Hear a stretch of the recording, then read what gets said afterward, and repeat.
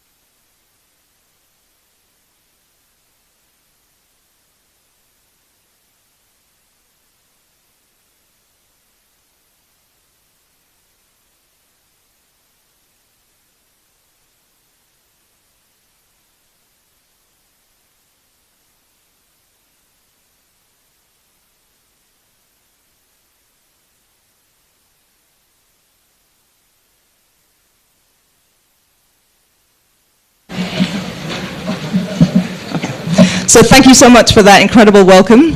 And there's lots of people we need to welcome. First, we need to welcome the parents who let us borrow these incredible young people for 2 years. We're so grateful to those of you who came and those of you who are watching on the live stream. We're also delighted to welcome our host families who make a home away from home for our students. So thank you also for being here today. The guests, the many dear friends of the college who've made the journey to be here to celebrate this moment. And of course, our first years. We like to think our students are the best audience in Norway. Always enthusiastic. Thank you. There we go.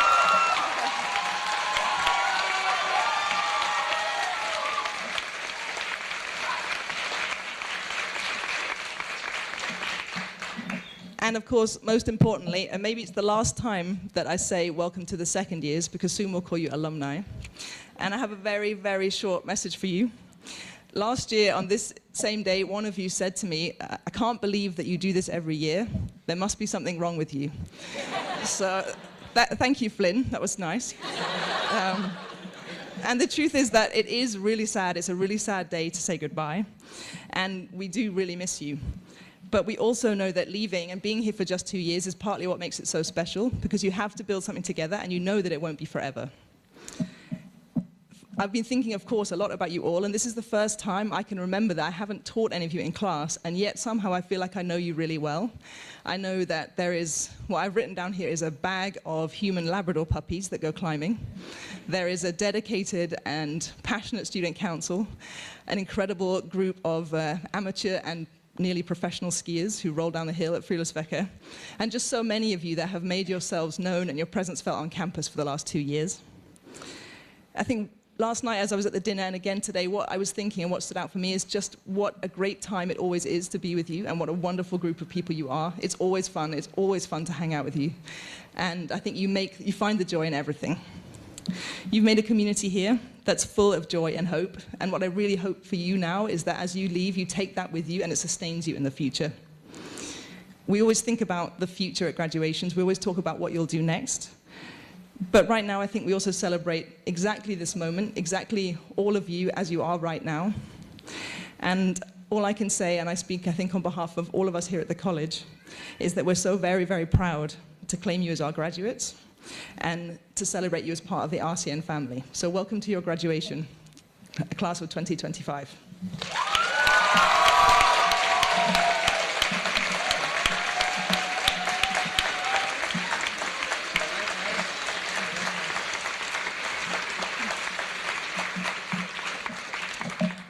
I also realized that when I welcomed everyone, there was one group I forgot to mention, which is our wonderful staff, our teachers and our support staff, so welcome.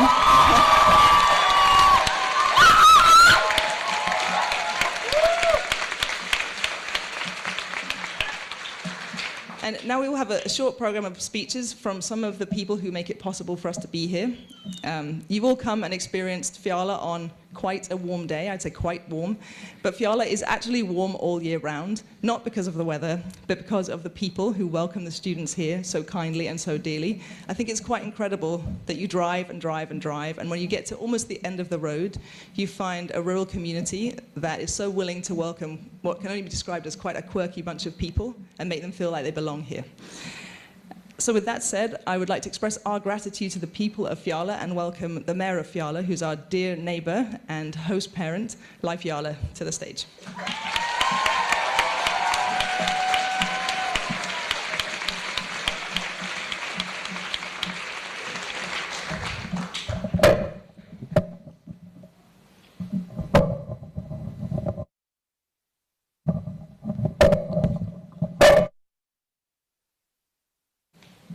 Does it sound good? Good. Dear students, Red Cross, Nordic, United World College graduating students. You came here to Flekke and Fjaler 2 years ago as a diverse group of young individuals from different countries, cultures and backgrounds. Here you have been united by sharing experiences and commitment of promoting peace and understanding. And use the learning you got here to create unique moments that can create a better world. And during the last year, we have met at several occasions. And on the picture up here, I'm trying to be visible behind one of the trees in the background. So that was also one of the moments we met. But we have met many times here at the campus. We have met in Dale at Pride, at the show Around the World in 80 Minutes, at the show Imagine Voices from a New Generation, in Førde, where we met Minister of Education Kara Nessa Nordtun, in Oslo at the Northern Association, and some of you also have had a presentation and performance for the representatives of Fjaler Municipal Council. Thank you for coming thank you for coming and talk and have the presentation for the council in Fjaler. Thank you. And to proudly walk in the Pride Parade in Dale together with you is something I never imagined would happen when I was at your age. Thank you for the unforgettable moment you all created. I have never experienced anyone who has been as good at small talk as you. When we was in Oslo at the Northern Association, you showed that you truly, genuinely was interested in everyone present. The two shows you have had in Samvirke in Dale have been truly impressive. Here I felt like the best artist in the world came to Fjaler and performed the most amazing show ever. And when you have created moments that have truly made an impression on me, I have been looking around and seen that the feelings I've had have been shared by everyone present. I know that you will continue to create extraordinary experiences and moments for everyone you meet. At the graduation last year, I talked about the weather. And this year I will also give a small weather report. Since you came here in August 2023, and until now, you have been lucky enough to experience about 6.4 meters of rain. That is 0.4 meters more than the last year's graduated experienced. So in that way, we can say you beat them. And isn't that something to talk about when your journey continues from here? I hope you take many memories from Fjaler with you.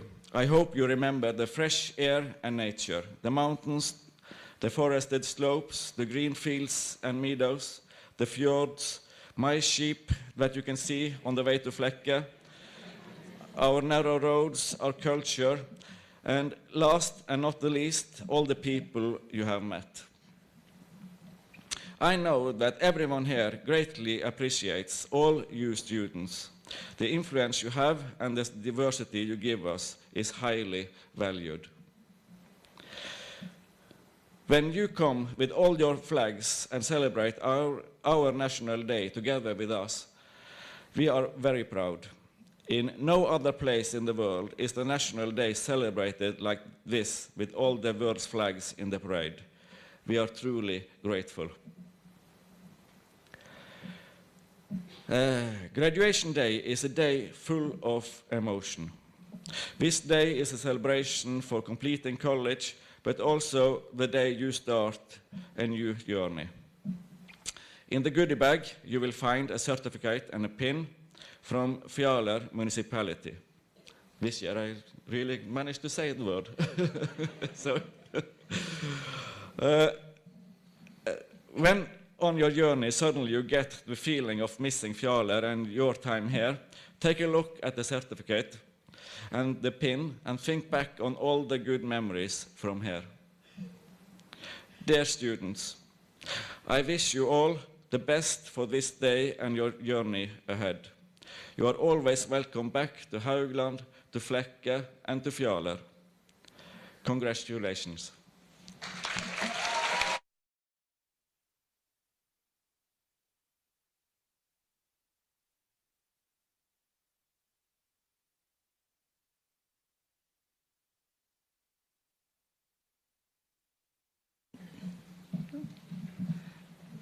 Thank you so much, Fjaler.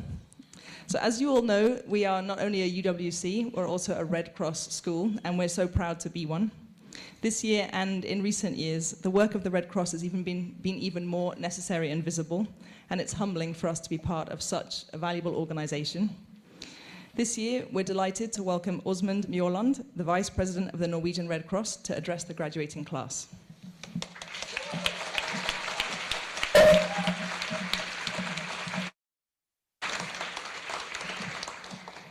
Thank you so much. Students, families, dear all.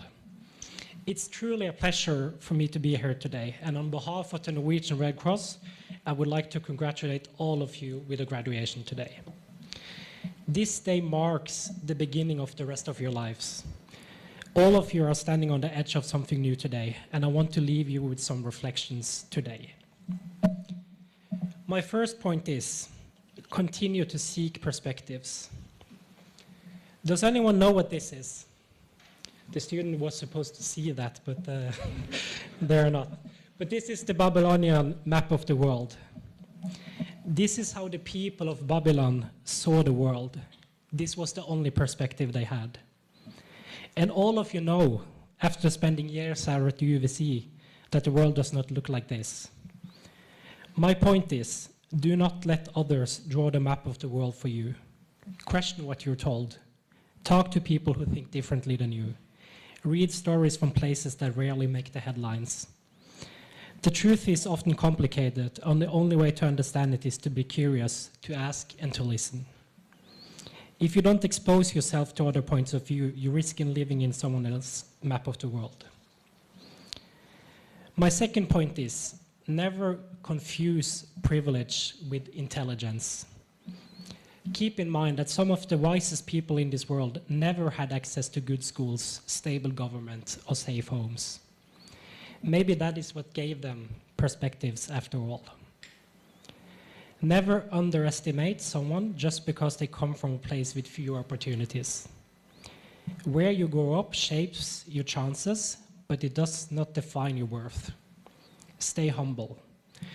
And from your time here at UWC, I know that you have the best condition to think like this. After all, you have been attending classes and lived with people from all over the world.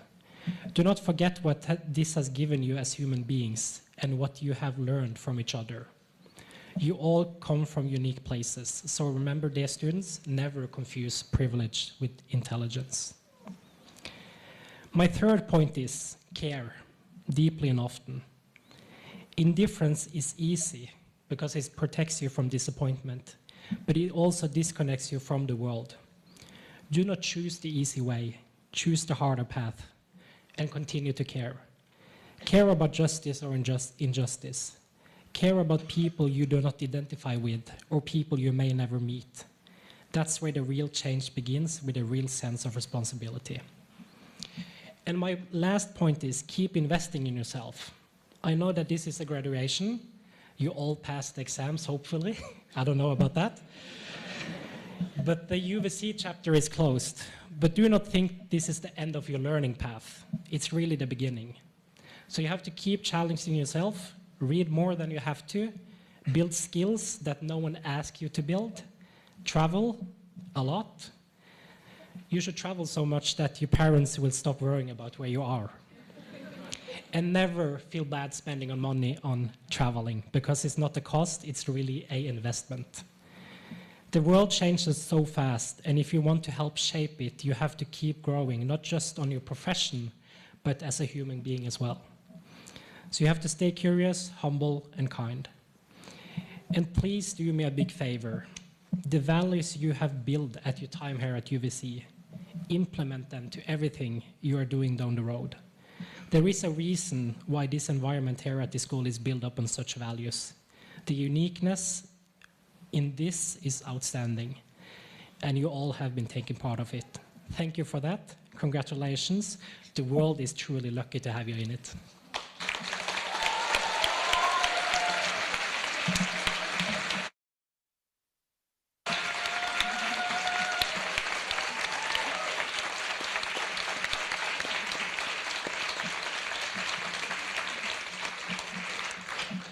Thank you so much, Osmond.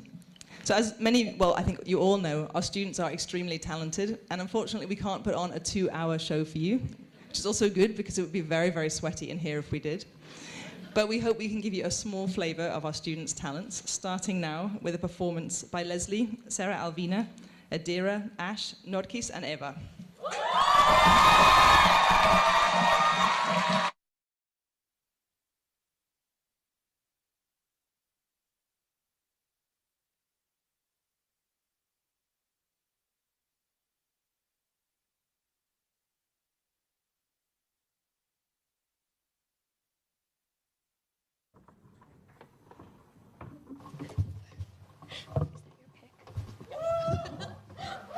Okay, hi everyone. My name is Adira. I'm from Indonesia, and I'm joined by my very, very lovely friends who I call now my family today, and we're going to be performing a very special song to our year group that me and a band first performed during our first year show. So I'm a little nervous. I don't know about you guys, but I hope you enjoy it.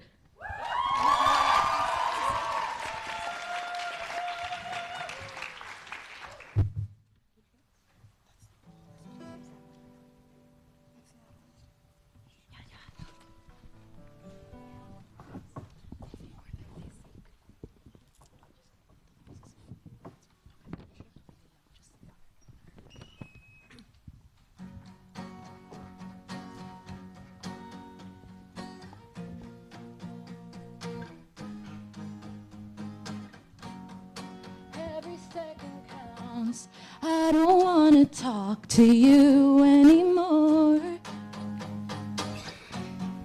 All these little games, you can tell me by the way that if you yesterday.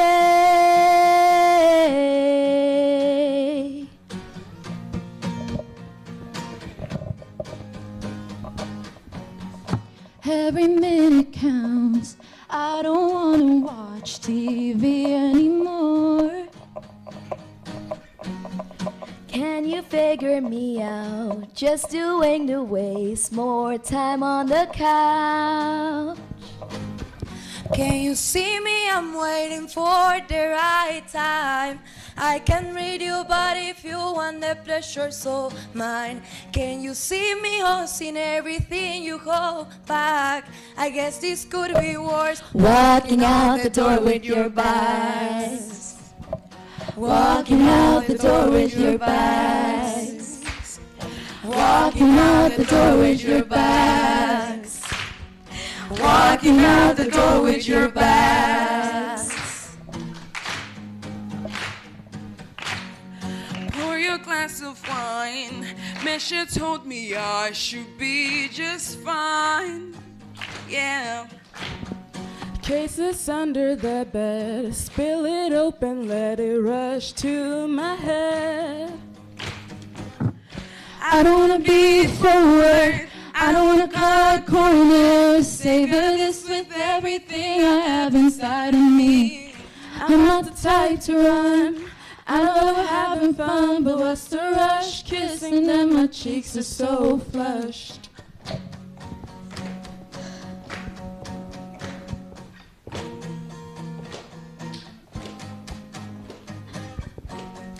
tell you how I felt. Sugar caught melting in your mouth. Pardon my emotions, I should probably keep it all to myself. No, you'd make fun of me. No, you'd make fun of me. No, you'd make fun of me. No, you'd make fun of me. Can you see me? I'm waiting for the right time. I can read you, but if you want, the pleasure's all mine. Can you see me using everything to hold back? I guess this could be worse, walking out the door with your bags. Walking out the door with your bags.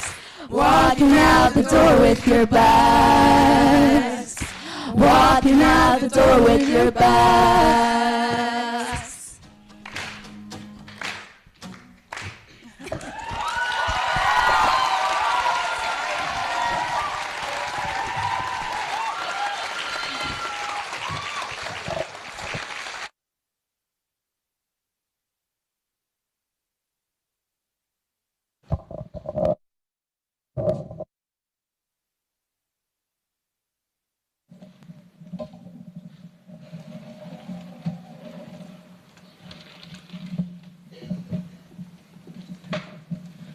This is another example of the talents of our students.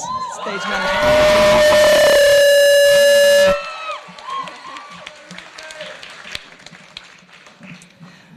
So for many of you, this might be your first visit to our campus, and I think one of the things you notice when you come here is maybe just a fraction of the spirit of this place.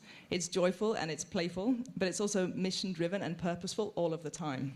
And in that way, I feel this school genuinely reflects the person who steers the ship all of the time. So please welcome to speak to the graduating class, our Rector, Pelham Linfield Roberts.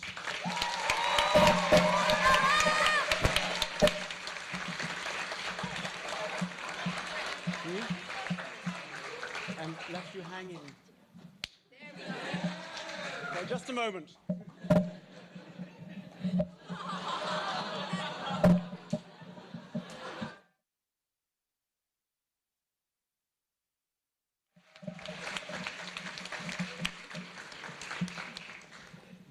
All of us who work and study at RCN have a special debt of thanks to the Nordic governments who helped found and have continued to support the college. They are represented today by our local government officials, like Fjaler and others, who with the Red Cross and other partners have made RCN possible, and we cherish your support. For their dedicated support and trust, I thank our board and council, represented today by the chair of our board, Elizabeth Sellevold.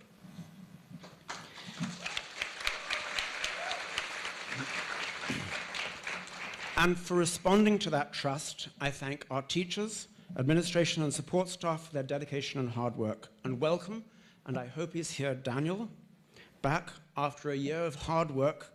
Daniel, where are you? Are you here? If he's not, then he's getting this message remotely. He's up in the cantina. That's where he normally is. Daniel, you're...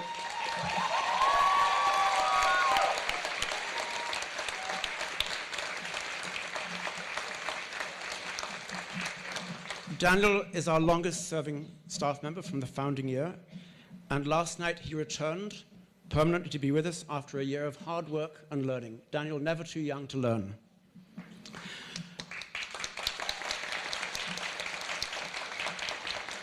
But our special guests, your special guests today, are your parents and guardians, family members, those here in the auditorium, those up on the balcony above, and we thank you for being with us, even somewhat remotely.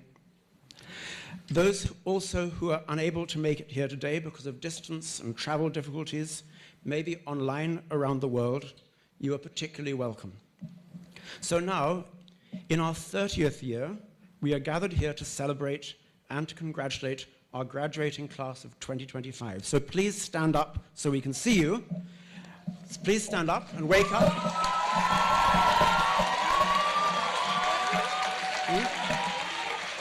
We all welcome your achievement, and we share an appreciation of you with your family and your friends here and around the world.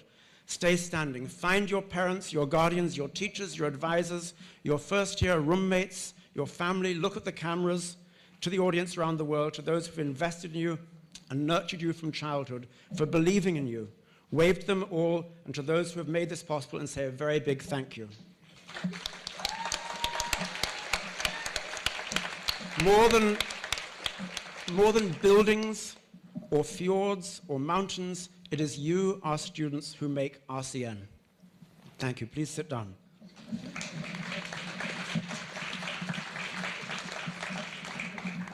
When I started at Atlantic College with Ulrike, you as students could have been our younger siblings. When I moved to India, I felt more the age of your parents. And whilst Ulrike has eternal youth,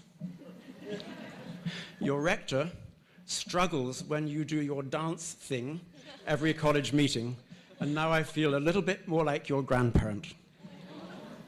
The Chinese philosopher Mencius said, "Never lose the heart of a child." And since most of you have not slept, I have a good night story. Oh, the places you will go. Congratulations, today is your day. You're off to great places, you're off and away. You have brains in your head, you have feet in your shoes, you can steer yourself any direction you choose. You're on your own, and you know what you know, and you are the guy, the person, who'll decide where to go.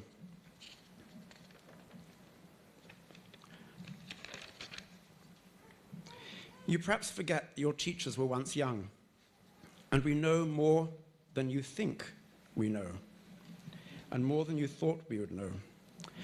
For example, that the fjord in the silence of the night listens to everything you say. And singing your national anthem at 2 a.m.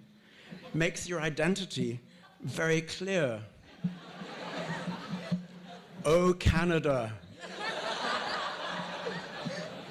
Where is she?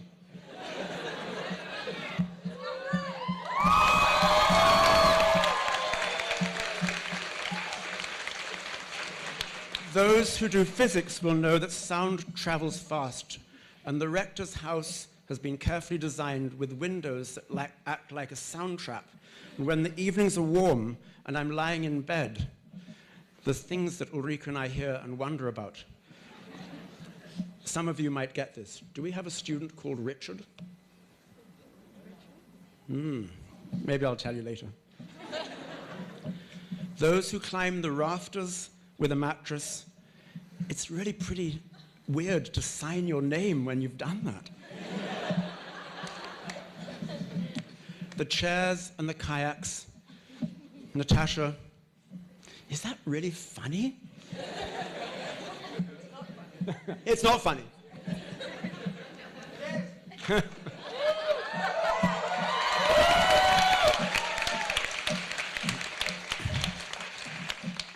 How are you guys doing? You staying awake? I've never seen a more sleepy-looking graduating class, I will say. And the amazing resilience with which you smile. Our 2016 alumni, Hamza Jalil Abbasid from Pakistan, said, "RCN gave me the freedom to explore stories that take risks.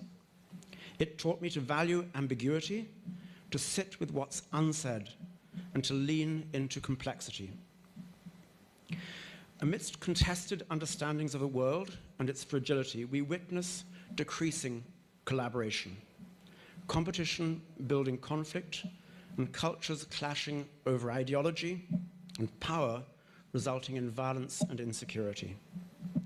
Our UWC ideals of pluralism and diversity, our mission to unite people, nations, and cultures, are jeopardized by extremism, border controls, and walls. The United World Colleges aims to create a better world through education, and if anywhere should feel safe, it is here in our UWC community. But a social media post declares new truths, new values, challenging established norms, and entitling unfounded disagreement about anything. Polarizing people, nations, and cultures with no middle ground. Peer censure, or the fear of it, in large part driven by social media, leads to increasing uncertainty and censorship, self-censorship. Let me explain this by quoting a former student from another UWC. And maybe this resonates. I think it might, if you're honest. They wrote, "You accept me because I suppress how I feel just to make you comfortable. However, I am uncomfortable. I silence myself so that I don't seem like the angry person that I have become. I silence myself though I feel so different. I love UWC. I love our school. It is the entire world in one place. But we need to have real conversations about our true experiences." Maybe this resonates with some of you. Expressive freedom is an essential defense against tyranny and injustice. Without it, we have no art, no literature, no generative knowledge. When we are unable or fearful of speaking freely, we miss important opportunities to develop critical faculties of mind. Here, we deliberately build diversity into our community, so the transformation happens in a way naturally, and alternative perspectives come as experience, not in a textbook. Peter Senge, who some of you will know, wrote The Fifth Discipline and other books about organizational culture, writes, "Extraordinary change requires building extraordinary relationships. And at some level, this requires gathering together diverse people representing diverse views so they can speak and listen to one another in new ways. In sharing a room, in sharing tears, laughs, disagreements, you encounter these alternative perspectives, what I call extraordinary learning, accelerated through challenge, adventure, collegiality, service to others. Extraordinary learning, tackling prejudice, building trust in oneself and trust in others." It's one anonymous quote I have. "There is more to be learned in one day of discomfort and anxiety than in a lifetime of apparent happiness, security, riches, and power." Recently, I've been reading an article. School heads are advised to avoid public stance taking, which marginalizes those with dissenting views. School heads are advised to adopt a position of studied, principled non-partisanship. If compelled to speak, I am advised to do so with modesty, recognizing that expression of a position can inadvertently narrow the aperture of campus inquiry, preempt discussion and dialogue, and divide students into insiders and outsiders. That silence, designed to create space for the expression of student uncertainty or of views which might otherwise remain uncovered, can be criticized and is criticized as somewhat an approval of a position or policy, or as insensitivity to the suffering of others. At what point is it wise, in my position, to take action and to speak out? Kurt Hahn, a German Jew who founded Salem in Germany, which was my first post as a head, did not remain silent about Nazi ideology. He spoke out. He was imprisoned, escaped, and then later founded Atlantic College, the United World College movement, amongst other educational institutions. Edmund Burke, as I researched this, did not say the only thing necessary for the survival of evil is for good people to do nothing or to stay silent. He actually said, when bad people get together, the good must associate. I urge you, in the next chapter of your lives, to find like-minded people to associate with deliberately and intentionally. This year, as a community, you have dramatically associated yourself together with the Red Cross, the team at Utoya, the Nobel Peace Center, with your staff, with this community. You have been an amazing group of students, and I've seen many groups of students. And it's not in my script, but for me, to be leaving with you as the class that I'm leaving with, I could not have been more privileged. You've been led so well by your elected council, student council, and I'll mention that by name: Blanca and Maeve, Nicola and Romy, Yatunde and Felix, Arina and Maya. You've built a culture, a community and a culture of compassionate listening, empowering others to discover, to develop, and to courageously express their convictions, valuing the privilege to listen and to understand views that you do not hold. In a few minutes, you'll receive a certificate, a UWC RCN diploma. It represents opportunity. The credentials that you carry from here give you opportunities you would otherwise not have. Use these opportunities wisely and in your own way for the welfare and well-being of others. We've given you the competence to be autonomous. We've given you a community of like-minded individuals. You have privilege, power, self-confidence. Today, we give you credentials, and as Osman said, accept them with humility.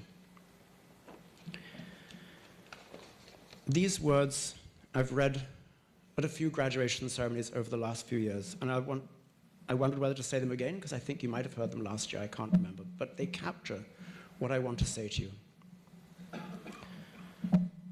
If you're willing to do your part now, if you're willing to reach up and close the gap between what humanity is and what humanity should be, we want you to know that we'll be right there with you. If you're ready to fight that brilliant, radically simple idea that no matter who you are or what you look like, no matter where you come from or how much your parents earn, no matter who you love or what God you worship, you can make the world a better place. Now more than ever, our world needs you. Reach high and hope deeply. And if you persevere in your ideals and in what you decide to do with your life, the world will become a better place for everyone, sustainably united in peace. Be bold and dream big. Thank you.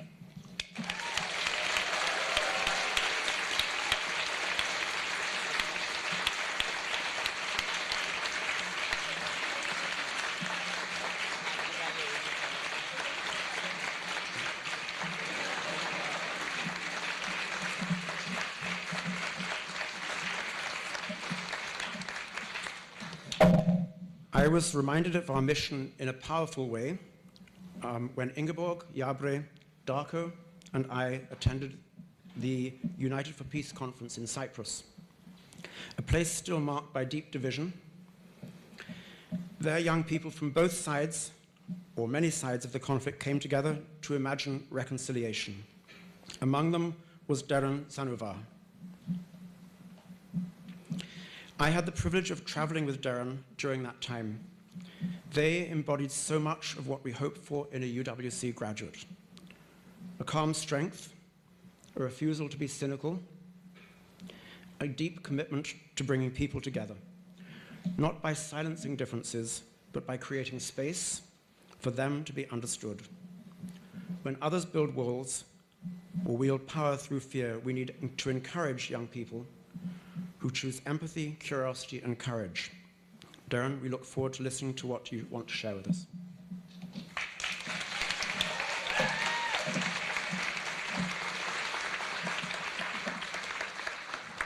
Thank you, Pelham. So as Pelham has mentioned, this year's graduation speaker, Darren Sanuvar, is a wonderful example of the power that one person can have when they commit to justice and peace. Darren is a graduate of UWC Mostar and has led and co-designed programs across Cyprus and Europe. They challenge the status quo and they work to uplift communities. We're delighted to welcome Darren, a person whose voice already shapes the kind of future we strive for to address our graduating class.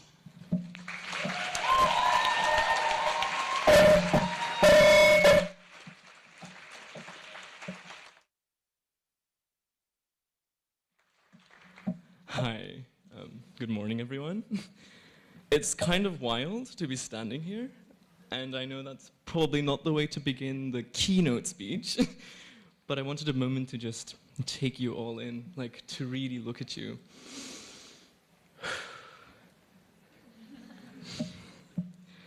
And before anything else, I want to thank Pelham for the WhatsApp message that brought me here, for inviting me to be the grad speaker at UWC Red Cross Nordic this year. What an honor. Pelham, I think it's incredibly precious and powerful that you're extending opportunities like this to younger, unknown people somewhere in a niche, people who are somewhere along the movement, still finding their footing, like myself. You're giving back with such grace. Thank you for seeing value in voices that are still becoming. And I want you all to know, as I stand here at this lectern, I'm doing with a sincerity of still figuring this out. Because that's what I am, and frankly, and that's a pencil.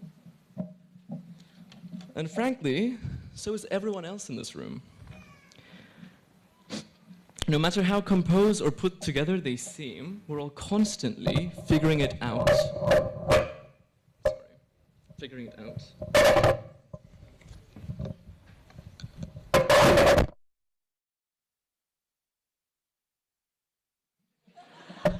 Yes, we're all constantly figuring it out as we go. And maybe, just maybe, there's something liberating in that. Maybe sitting with uncertainty, feeling at ease in the ambiguous and uncategorized, makes you more equipped to imagine what doesn't yet exist, to challenge norms, to rebuild constructs. Maybe that's your superpower, to not know where you stand. So I'm not going to talk much about what UWC is or isn't. Maybe sitting, that's been beautifully covered by those who've spoken before me on the stage and into the ether and through the stories you've lived together. You know very well what UWC is and isn't. Instead, I want to speak to you as youth. Too often, we are praised for our potential to transform. We're told that we are agents of peace and change makers of tomorrow. And I'm sorry, but that's a tired narrative. Because it's too easy and too convenient for those in power to defer today's responsibilities to a tomorrow that never seems to arrive. Keeps being just out of reach, keeps protecting the status quo, maintaining grounds for business as usual. Much less at UWC, but outside, and you'll know when you leave this place, we're rarely invited into the rooms where decisions are made. Our voices are referenced, sure, but rarely actually listened to with intentions.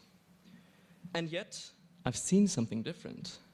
I grew up in a divided society. I've witnessed youth leading long before institutions catch up, not through grand political gestures, but in the quiet, in small acts of trust, in stubborn hope, in choosing collaboration over silence. This is where real change begins. Often, it's not formal, it's not political or polished, it's grassroots initiatives. Informal networks, quite persistent. It's the kind of engagement that McGinty calls everyday peace.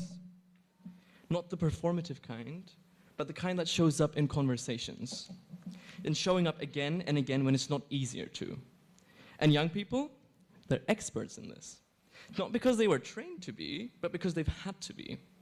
They live in the space in between conflict and reconciliation, between what was and what could be. They don't wait for permission. They're already building peace in ways that go unseen. They're already doing the work. What they need isn't more praise for their potential. They need trust, recognition, and space to keep doing what they're doing. So no, don't wait to be handed power. Don't wait to be told when you're ready. You're already participating. You're already changing the world. You are the change makers of today, especially when the current world demands it. But there's this thing. As UWC graduates, I want you to carry that truth with you, to instill it in other young people you'll meet, to plant even a seed of the confidence you've cultivated here, because the world needs every version of good that you can give it. And it needs as many of you and many of us doing it together. But here's the other thing. Being able to shape the world of today in any image means being able to imagine the world of the future. And that imagination is under attack, systemically under attack. We are being robbed of radical imagination, the kind of vision that doesn't just react to crisis, but dreams beyond it. So many of the spaces that claim to invite change are terrified of actual true transformation. They hide behind incrementalism, behind aesthetics of progress, but change without imagination is maintenance. And yet imagination is everything. You need a future to be able to fight for a future. And I'm going to say that again. You need a future to be able to fight for one. This is how dreams are chased. We need to create a shared positive image of the future that can stand as tall and as bold to compete with the totalitarian and fascist counterparts that are being sold louder and louder every day. Whether it comes from solar punk stories, sci-fi novels, or your favorite video game, we need a future that we can call ours, collectively. A future we can believe in together. And trust me, I say this as someone who has spent far too much time reading reports from researchers and think pieces of political commentary on everything that is going wrong. Oh, we humans are excellent at critique. Surgical even. We dissect every failure with academic precision. But that's cost us our well-being. We spent so long mapping what doesn't work that we've stopped asking what is working. What small, extraordinary things are already happening? Where is the joy, the beauty, the resistance in community? The lack of optimism, the growing cynicism, it's a state we'll all move in and out of, and there's value in that. Cynicism can sharpen your analysis. It can be a form of care, of protection, but let's not mistake it for a destination. It's not a place to live in. It's not something to aspire to. The lack of optimism must bring with it an ability to sit in the crisis, to call the global slide into fascism what it is, to name it. But if what you see makes you angry, good. Let that anger be fuel. Let it push you. Not into despair, but into motion and into purpose. Because whatever frontier you find yourself on, we need you. This world right now needs all of you, not just the ones with megaphones or microphones, and I was that a couple weeks ago, but the ones working behind the scenes in every corner, in every form. This work, this kind of living doesn't just look one way, and it shouldn't. We'll need the protesters at the front lines risking their lives for what's right. We'll need the researchers, the educators, and the caregivers. We'll need those who speak truth to power, and those who believe that speaking truth to power is a dead end. We'll need the bridge builders, the disruptors, the slow nurturers of change. We'll need all of you. Especially of those who know how to foster safe spaces, how to form and hold communities. You community gatherers, you are vital. And I know there's some of you in this cohort right here. You are the architecture of what's next. And never forget, a community space doesn't need to be a panel discussion or a formal circle. It can be a house party. It can be a potluck. It can be giving and inviting people into a room and reminding them that they simply belong there. Because when we organize, we create power, power in numbers, and those communities, those evolving, imperfect, messy communities, are the soil from which collective liberation can grow. And before we rush into imagining what's next, allow me a brief pause, something personal I want to offer you, and not just as speaker today, but as someone who stood in a place like this not too long ago. I graduated from another UWC, Mostar, 3 years ago, so that's quite recent actually. And if there's one thing I've come to realize since then, it's this: you may not run into a space like this again. Not like this, not quite. Not where so many people are gathered with so much curiosity, idealism, contradiction even, and commitment in one place. Not where so many people and values are lived and negotiated in the same raw, everyday way. Cherish it, really cherish what this has been and what it is. Because even in its confusion and imperfections, and especially in those, it's rare and it's real. And if you carry even a fraction of it forward, the world becomes more ready for what you're bringing. And that ultimately is what we must be striving for: collective liberation, a future that leaves no one behind. And still, there's something else I need to say. Because even as we gather in celebration, many of us are holding grief, both personal and global. I know I do. The genocide unfolding in Palestine, the famine, displacement, and political violence of devastating Sudan, the centuries-long pillaging of resources and the human cost of extraction in the Democratic Republic of Congo, the compounded crisis in Haiti, Kashmir, the suffering and resistance under siege in Ukraine, the internment and cultural erasure of the Uyghur people in China, the displacement of indigenous people from their lands around the world, across the Amazon, the Arctic, Australia, North America, the genocide of the Rohingya in Myanmar, the suppression of dissent in Iran, Myanmar, Russia, and far beyond, and this is only the beginning of the list. And the silence that follows so many of these atrocities, I don't have the perfect language for this. I've written this part of the speech a dozen times, but what I know is that you don't have to be eloquent to care, and I know that very deeply. You don't have to have the right policy brief to cry, to mourn, to rage, and to show up. Even here, even now, I'm figuring out how to speak of it. Maybe some of you are too, but I believe naming it matters. Making space for it matters, because silence in the face of suffering cannot be our default, and we don't need to have the answers to begin resisting it together. That is also part of the collective liberation. It means safety for all identities, all bodies, all stories, all stakeholders we're able to be in relationship with. And notice, I said safety, not comfort. Because in true community, you won't always agree. It won't always be easy. Some conversations will challenge you, and they should, but they must never come at the expense of someone else's safety. This is the heart of community. You don't need to like everyone, but you do need to respect their right to exist, to breathe, to belong. That alone, their breath and their existence is worthy of love. And you can move through all of this with compassion, radical, relentless, and disorientating compassion.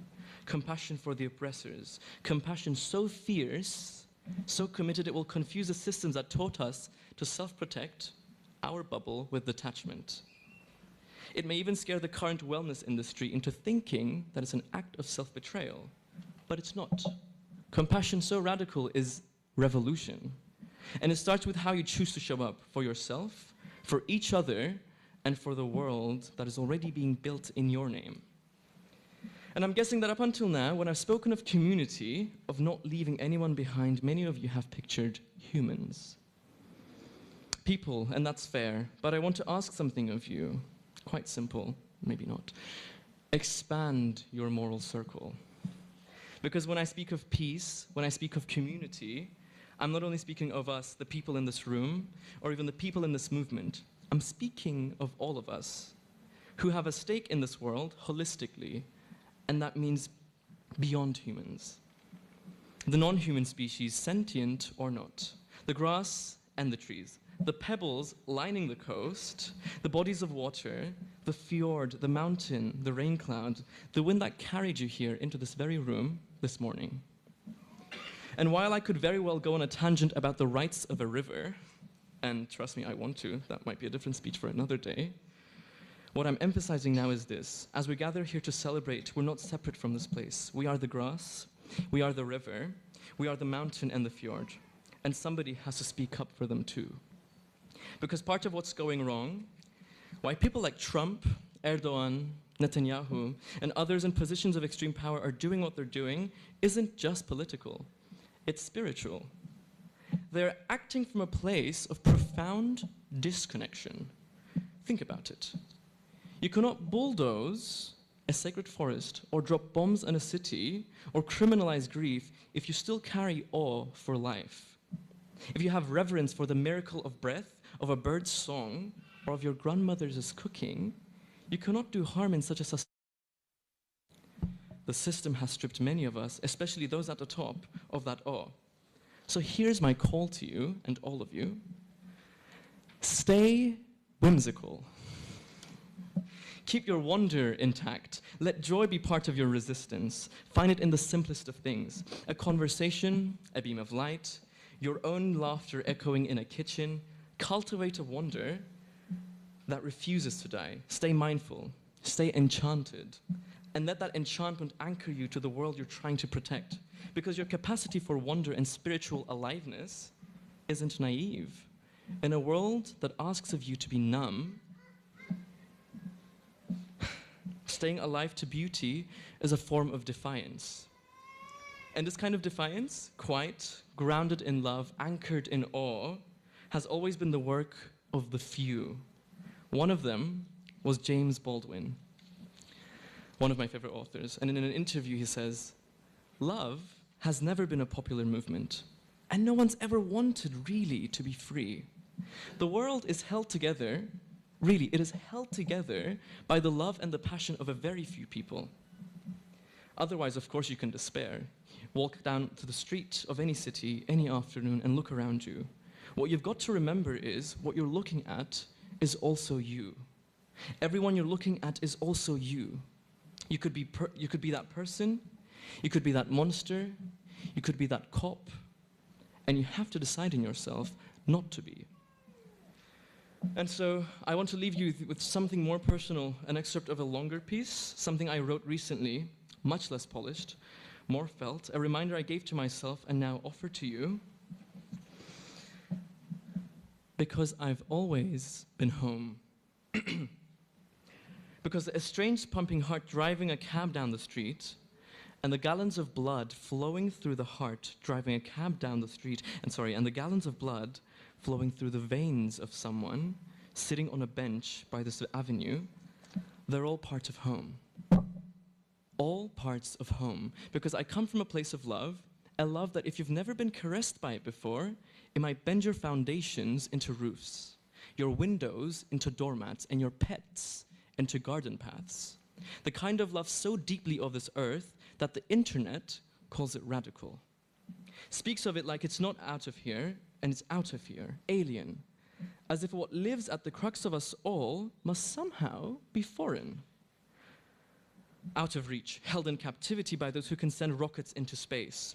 I'm writing this to you to know, to myself as a reminder, and if this gets published, and here we are, then to whoever is listening, you have always been made of it. Love. There is just no other way. Somewhere along the line, your existence traces back to generations of embrace. Or maybe, just maybe, to a singular moment of it. And no, not conception, not intercourse, something deeper, more essential. Not you as human, but you as stardust. You as the waking dream of the universe itself. You as a consciousness that has never tired of falling in and out of love with itself. Again and again and again, indefinitely. You are everything that is the cosmos and everything that is you scratching your crack, touching yourself. Dear lovers of love, because everything is made of it, so can we, for the love of love, start rewriting this reality in its image? Because if there's one panacea we all keep looking over, it's this: inducing compassion and eventual love. What will save you and what will save us is us. Thank you.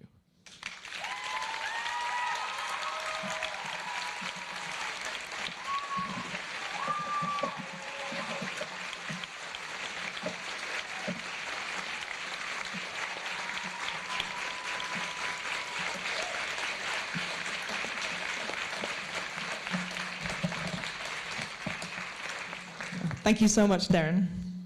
We'll now have the second student performance of the day.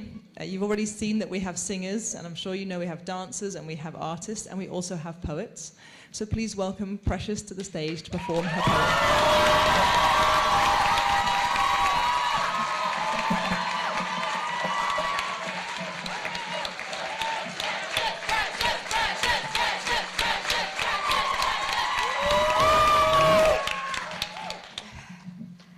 This is not the greatest piece I've written, but I can boldly say that I poured my heart into it, and I titled it, I Found a Home.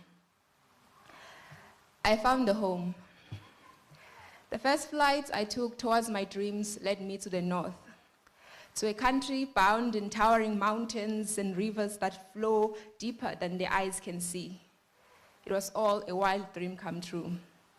And from the moment my feet touched the ground to the howling wind that echoed my desire for change, I knew it was the beginning of greatness, a narrow bridge between failure and success, courage and fear. See, I met great individuals who questioned the world through their very existence, who spoke words in a language called diversity, where understanding lay in the broken boundaries of culture and race, in that undefined gap between known history and burning aspiration for a better future.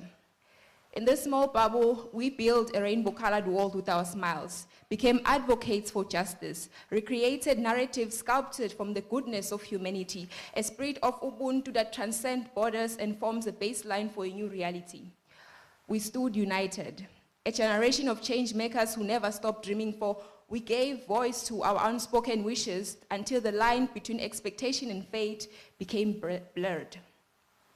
And every shared moment led us to one destiny. It led us home. Remember those dark days when all was black and white, the cold kissed our faces numb, leaving no tear unfrozen. Yet we skid our fears away until the ground beneath us trembled, a wake-up call to the rest of the world, and every time we fell, we pulled each other up by the hand and froze our tears with kind words that etched themselves into a universe's very scroll of good deeds. With our future clenched tightly between our fingers, we made toast to great memories, told stories about the world and to the world. We gave away parts of ourselves to each other, hoping to the stars that it all never ends, that for once we'd never grow too old for happy endings. Time has passed, and here we are. It isn't the fittest who survived, nor is it the smartest. It's actually the ones who had each other, the ones who stumbled and never let go, who held on, wiped tears with cold hands that brought warmth to the heart. It is all of us who found a home to each other. We survived. For home was never the bubble. It was never the 5 houses we made memories in. It was never the classrooms that sparked ideas into life. No. Home was you. It was the love we all shared, the friendships we built from the depths of our heart. Home was built on a foundation no distance can destroy, a foundation of love, of mutual respect, of shared mindsets for change, of memories of happiness that will burn until the end of time. Home. This place, it led us home. We found each other against the realities of gravity. South in the north, east in the west, we merged into one. We became a strong foundation for a better tomorrow. Kind, strong-willed individuals who are leaders at heart. And someday, our hearts will lead us back home. Will remind us of the time spent dancing past and within diverse cultures, the whole world in one dimension. And until then, until we meet again, know that I once found a home in you. Thank you.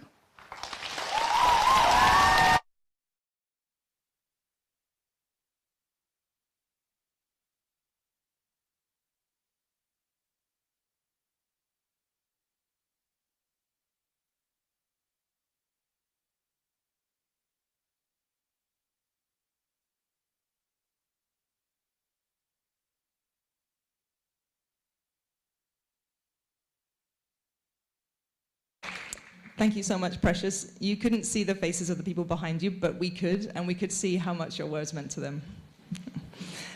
So as I said, we've already said how much we're all going to miss you, but who is going to miss you the most are these people, your first years. Yeah.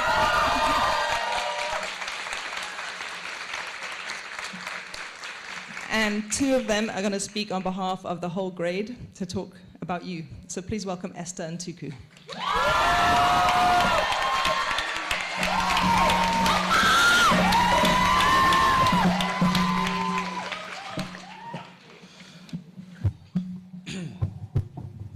Good morning, everyone. feels like one of those moments you know will stick around for a long, long time. It's one of those slightly blurry, lost days that you'll remember with a weird mix of joy and heartbreak. From the moment we arrived, you guys have been more than just our second years. You've been our guides, our therapists, and our diaper changers. And for better or worse, we've looked up to you, literally and emotionally. I think I speak for all of us when I say that the bonds that each of us has made with all of you has been something more valuable than words can express.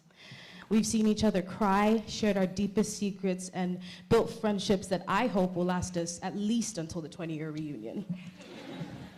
Some of you made your impact on campus loud and clear, like Adam, equal parts uncle, toddler, and gorilla. You've scarred us all with unsolicited visuals, or like Leo, who's left a legacy of raw, unfiltered honesty, mostly through his farts. His farts has cleared more rooms than the fire drill. You've taught us so much about being brave, vulnerable, and that sometimes stuff just isn't that deep. You've been supportive no matter how bad my jokes are, and we all know how bad they can be. We could go on and on joking about each and every one of you, but the truth is that you all have been the heart of this school. You didn't just exist here, you lived here. You built friendships, traditions, and safe spaces. You made this place feel like something we belonged to, not just something we attended. You weren't just our roommates, you became our family, our home away from home. As the year went on, I found myself running to you for comfort. You became our safe place. And it's been said again and again that this experience wouldn't have been the same without you, but we truly, truly mean it. Because I can't imagine having to brave these Norwegian winters without you guys to carry us through it. You've taught us to care deeply, to speak up, and to be proud of who we are. You've taught us that being a leader doesn't mean being perfect. It means showing up, messing up, and trying again. And maybe that's exactly what you need in order to step into this world. A world which doesn't wait. A world which is absurdly chaotic and filled with brain rot.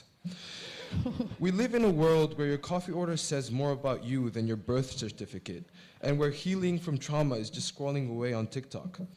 Yet, in all that noise and constant scrolling, you've learned how to care, how to cope, and how to create meaning out of madness.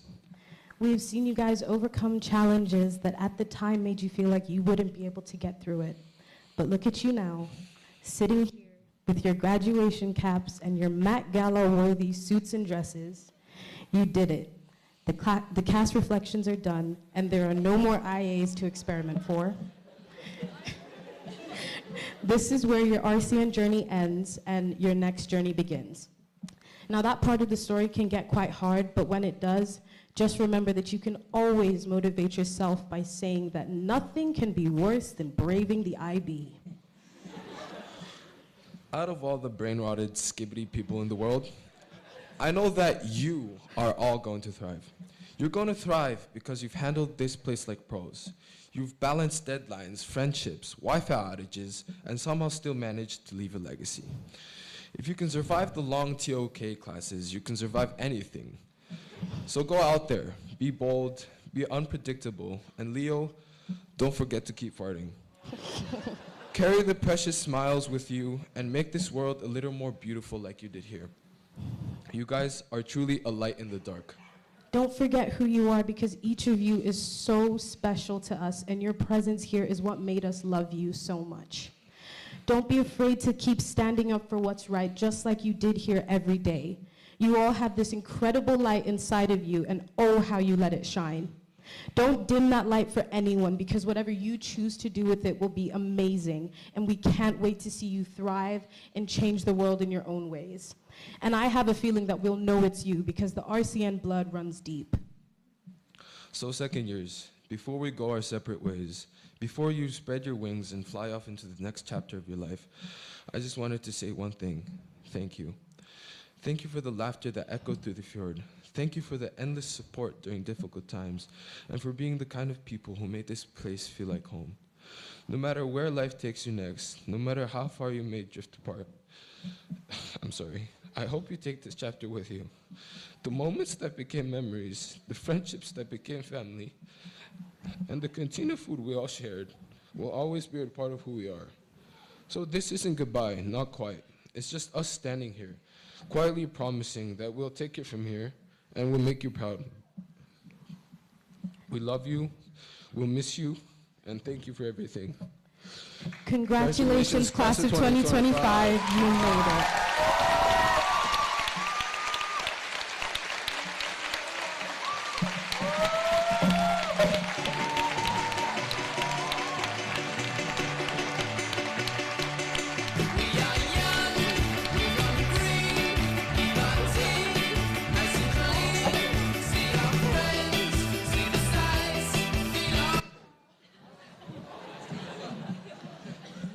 That was a technical issue to help us all stop crying. Thank you so much, Tuku and Esther. It's so hard to speak to your second years, and it's also really hard that we asked 2 of the second years to address their co-years. So we have 2 very brave students, Eva and Miriam, who are going to talk to you now. Please welcome them.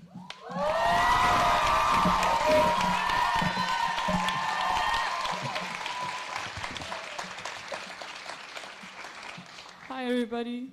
As said, my name is Eva. My name is Miriam. Yeah.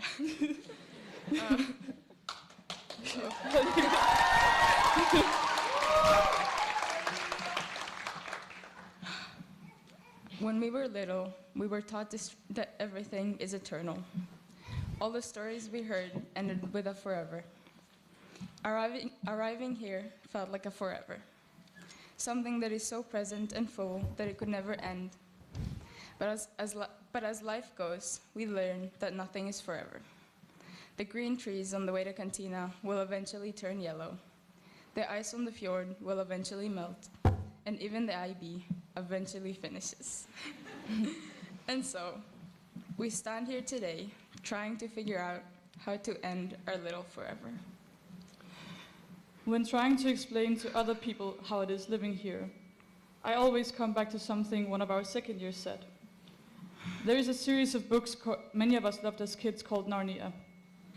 It's about a group of kids that hide in a closet only to find a whole world inside. RCN is like that.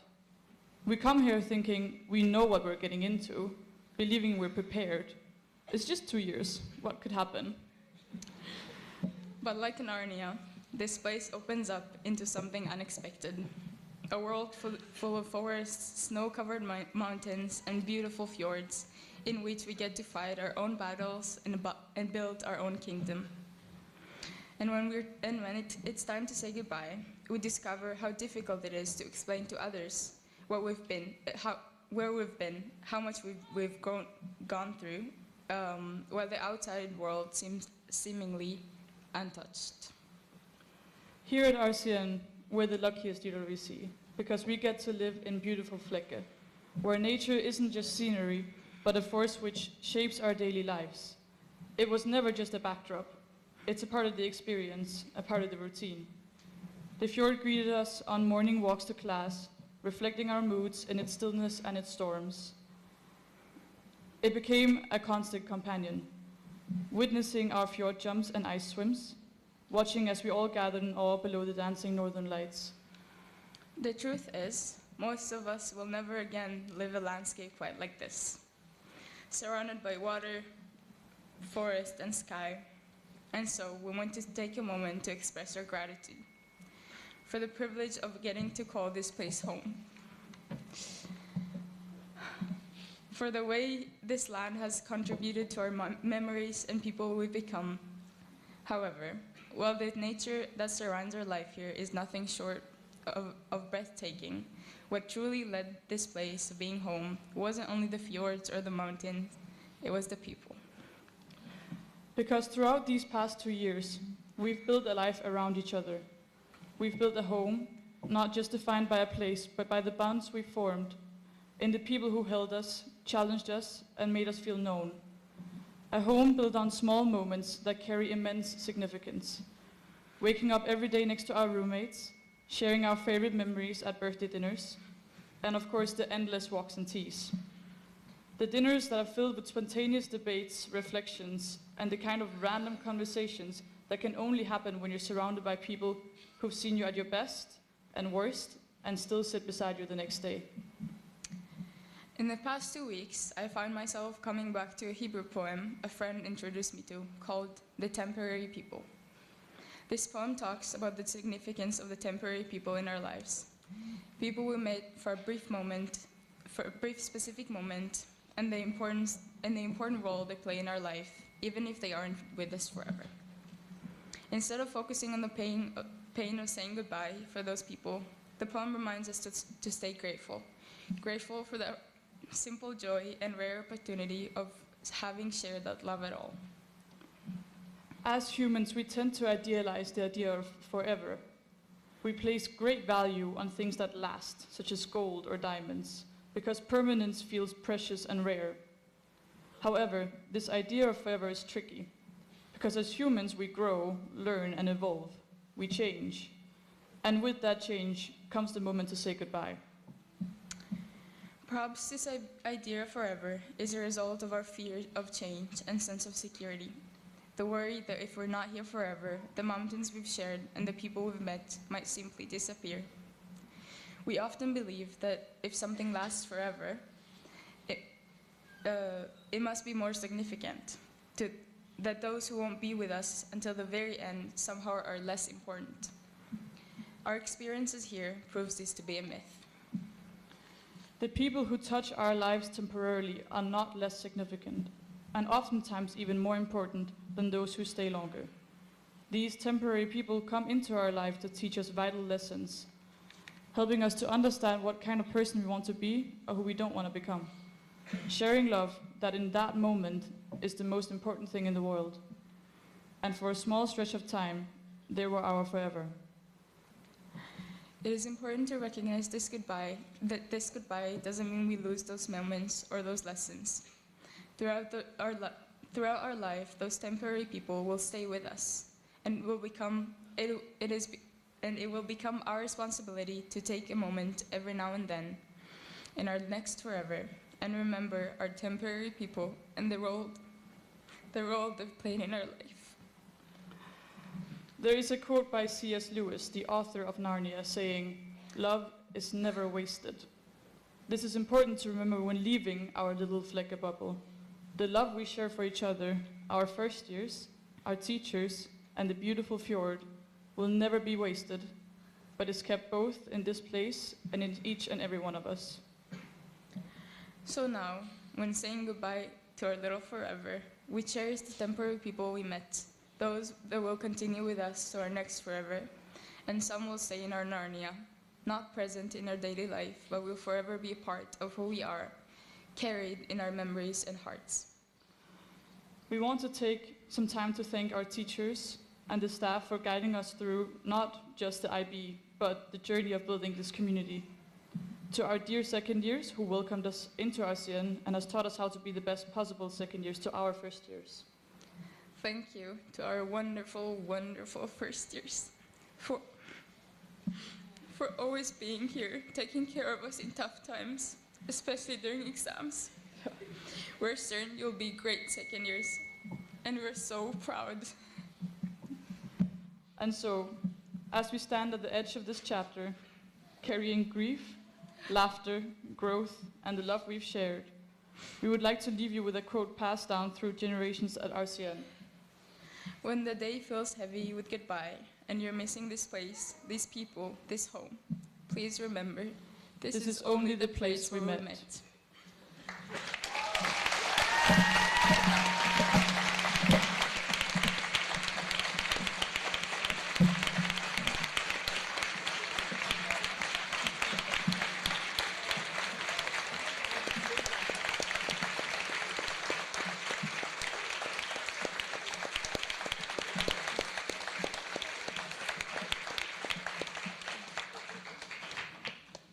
Thank you both so much. That was truly beautiful.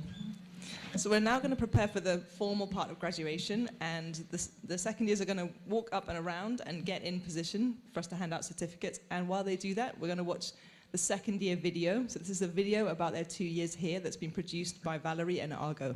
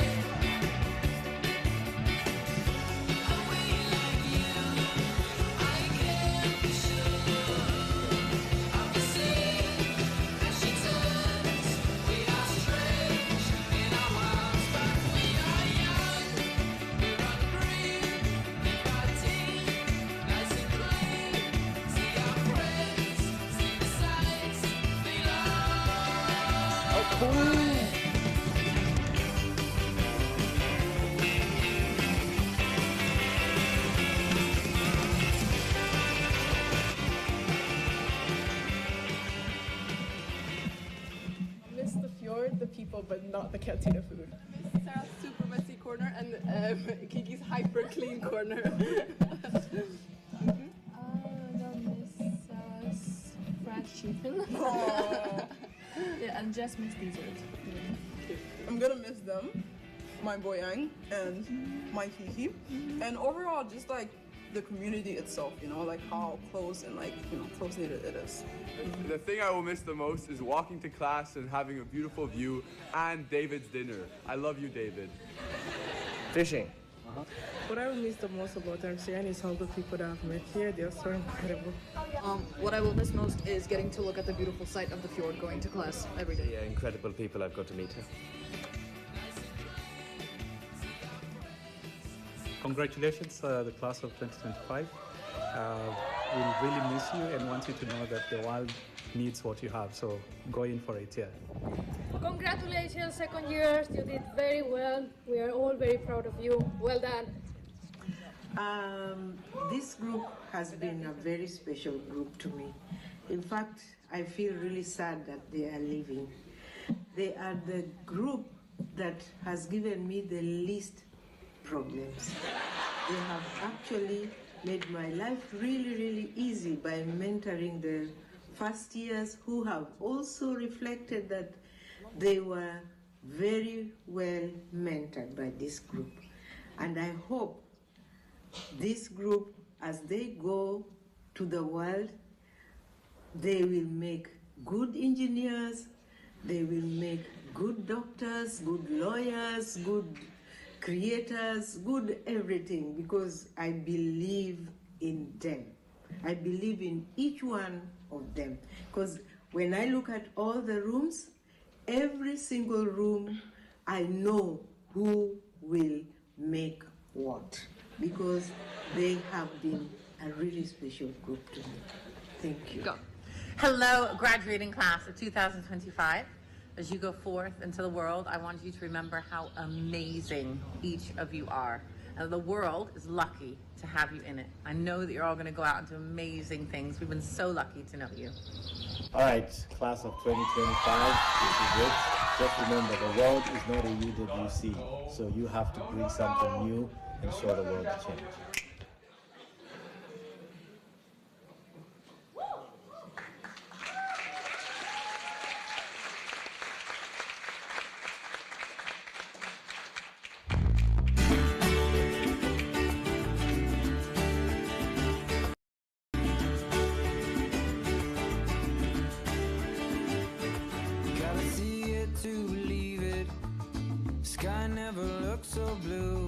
So hard to leave it, but that's what I always do. So I keep thinking back to a time under the canyon moon.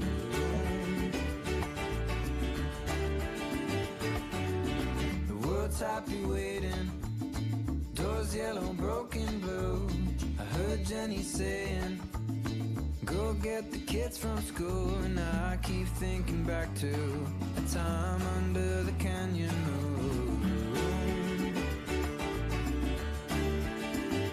I'll be gone too long from you.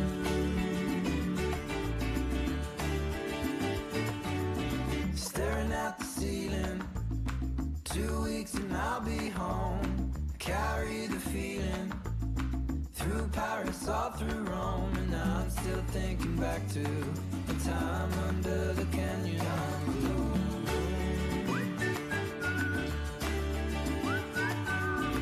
I'm going, oh, I'm going, I'm going, oh, I'm going, I'm going, oh, I'm going home.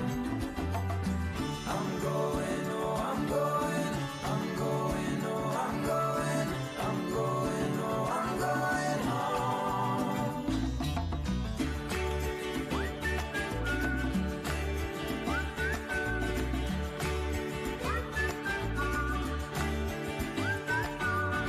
Quick pause in conversation. She plays songs I've never heard. An old lover's hippie music, pretends not to know the words. And I keep thinking back to the time under the canyon moon. I'll be gone too long from you.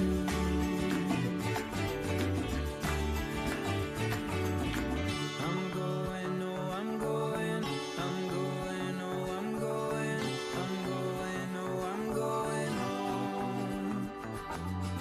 I'm going, oh, I'm going, I'm going, oh, I'm going, I'm going, oh, I'm going home.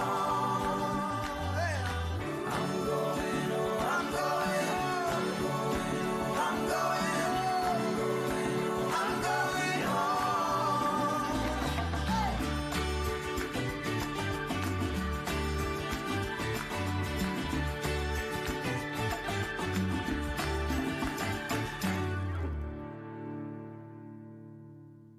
So in 10 years, in 10 years, in 10 years, in 10 years. So in 10 years, I would like to be fluent in Chinese and be studying something that really makes me passionate.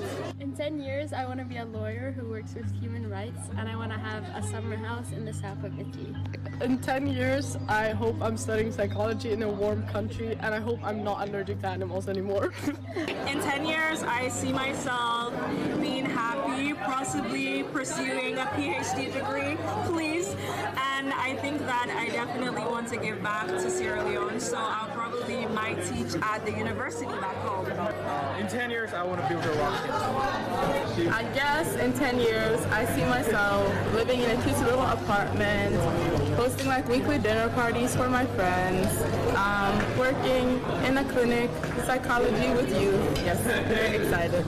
In 10 years, I want to be doing something I enjoy and own my own place. In 10 years, I hope to work as a psychologist and live somewhere near the sea. In 10 years, I want to see myself working in Google. In 10 years, I want to be fishing. In 10 years, I will be happy with a motorbike and lots of rocks surrounding me. In 10 years, I hope I'm not pregnant. I hope I have an investment portfolio. And I hope that I am still as close with my family here in RCN once we've grown up and traveled all over the world.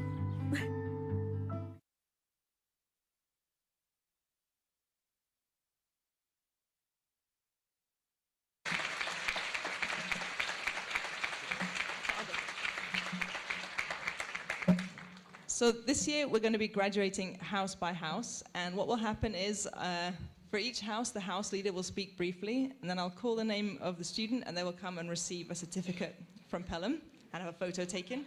And When you get back to your seat, you find a bag. In the bag are many lovely things, including what's hopefully lovely is the letter that you wrote to yourselves 2 years ago when you joined a college. Yeah.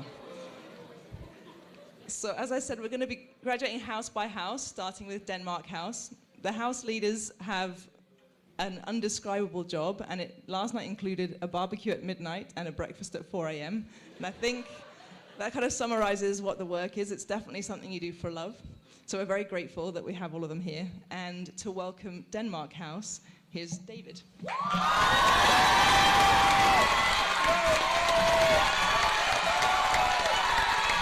Thank you.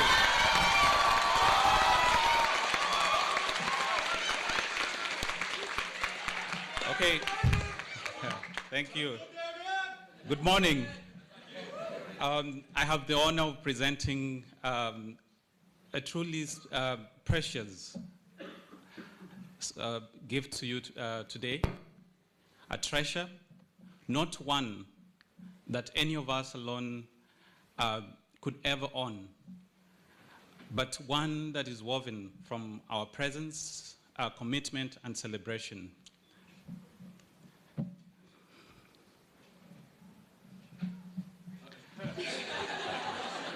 Denmark House aspiring alumni, you are truly a treasure. Yeah. I'll really miss you so much.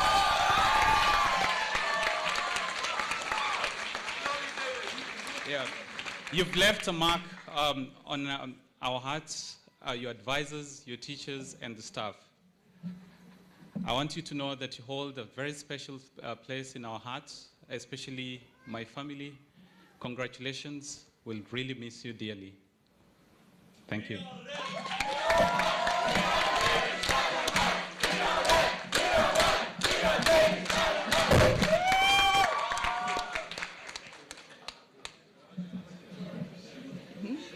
Okay.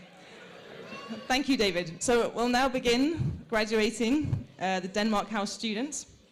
So first of all, we have from Sweden, Adam Warren.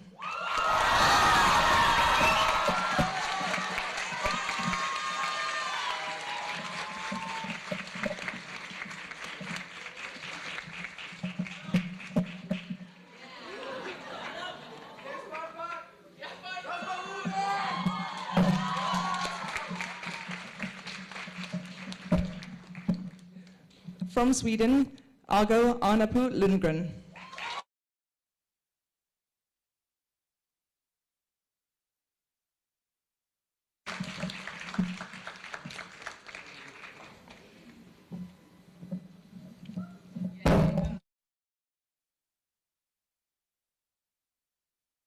From Italy and Japan, Elena Beltramini.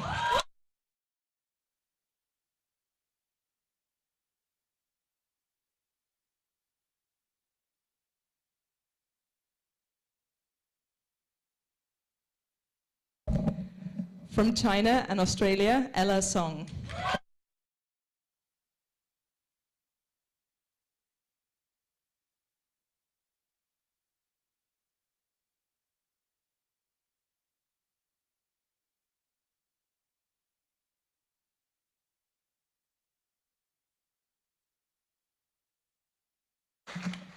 From Australia and Switzerland, Flynn Hess.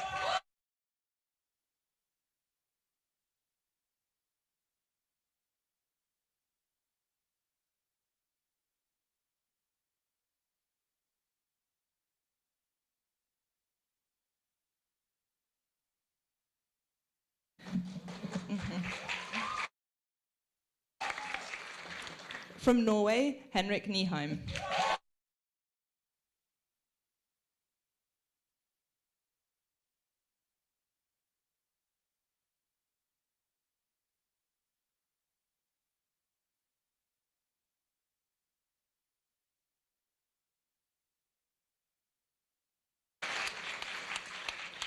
From the United States of America, Josh Higashi.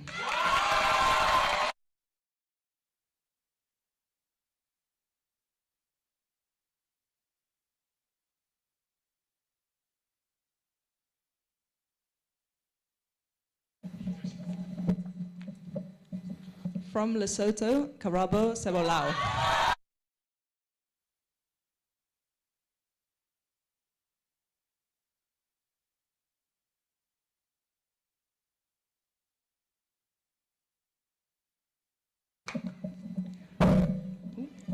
From Poland, Katarzyna Zacek.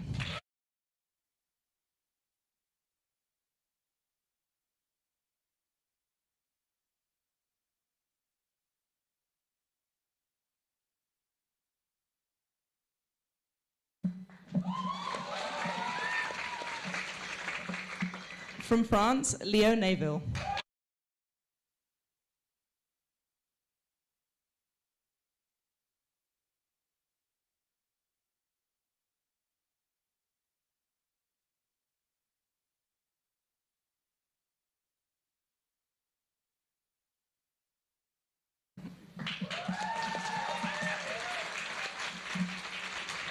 From Morocco and Colombia, Maya Atmani.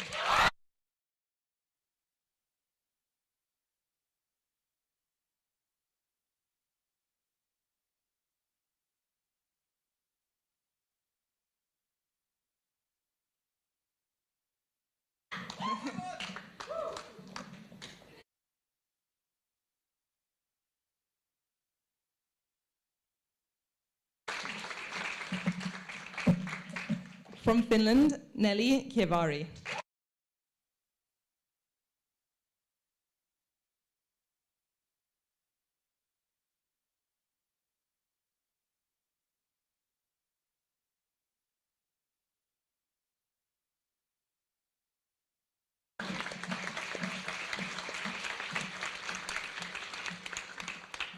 From Egypt, Rafaida Fayed.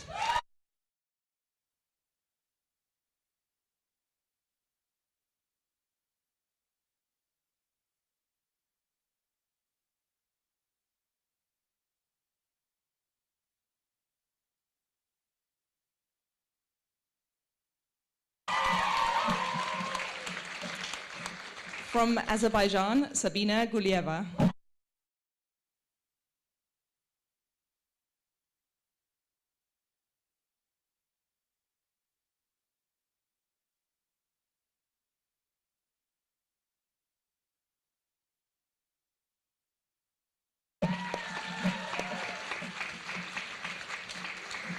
From Nepal, Sanjok Buddha Magad.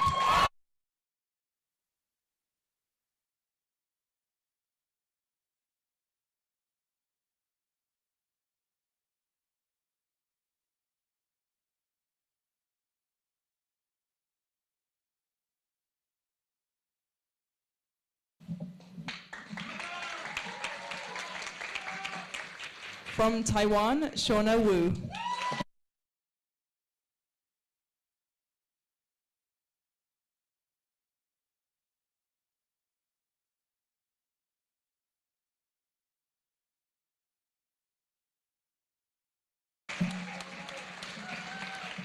From Estonia, Tavi Kipar.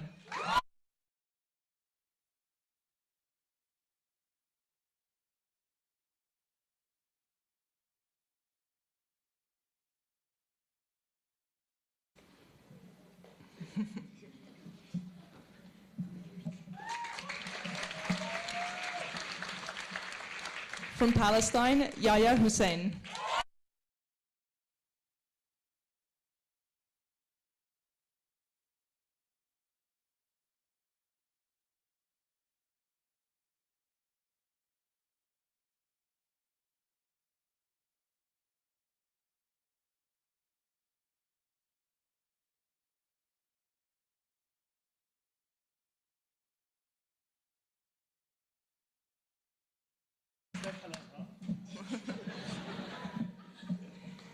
And from Tibet, Tenzin Yongdu.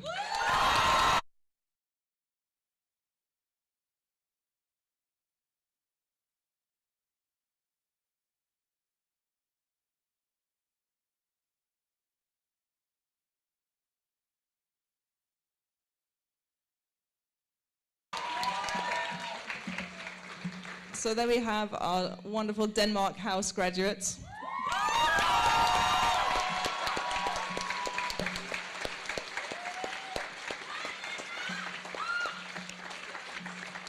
And now we have Paola, who will talk about Finland House.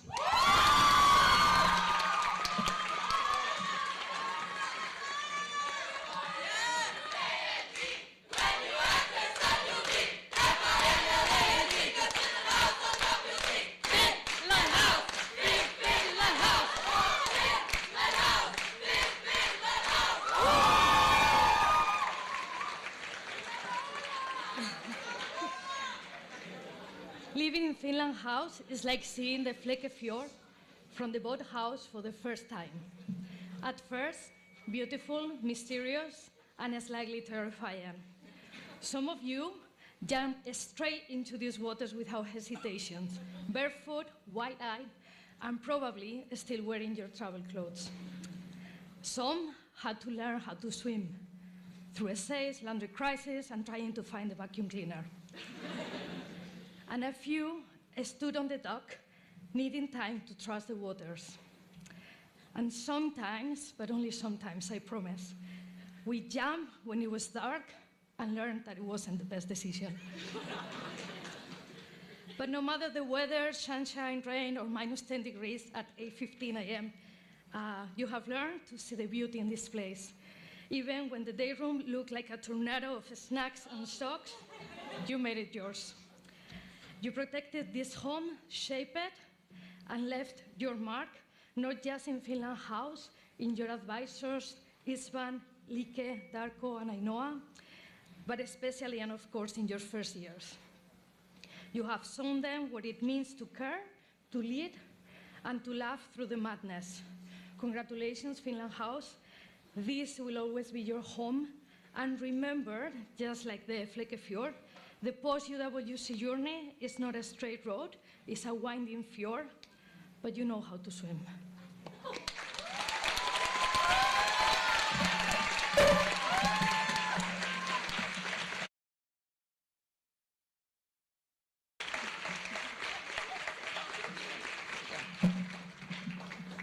So we begin with, from Belarus, Arina Skvartsova.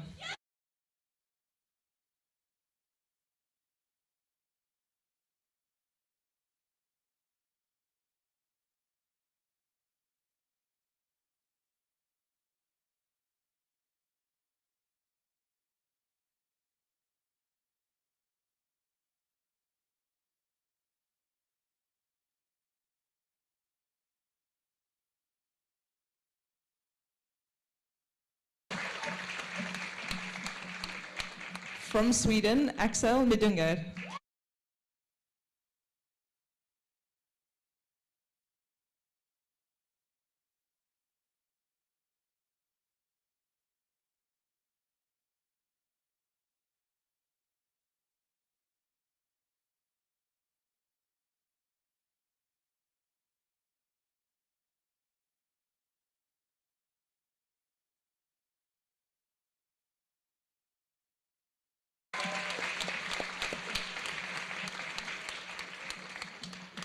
From Palestine, Aya Halabi.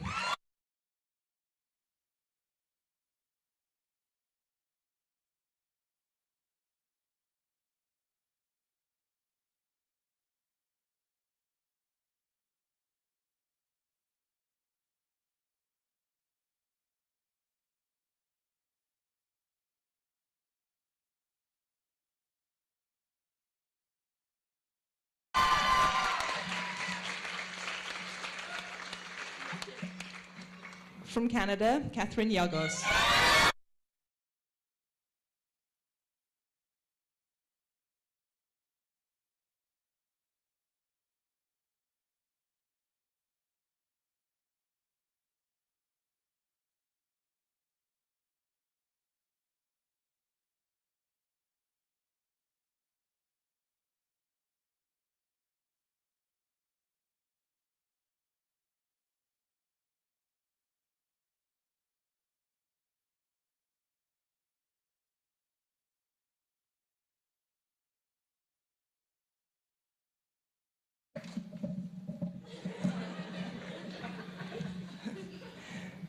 From the Åland Islands, Elin Simolin.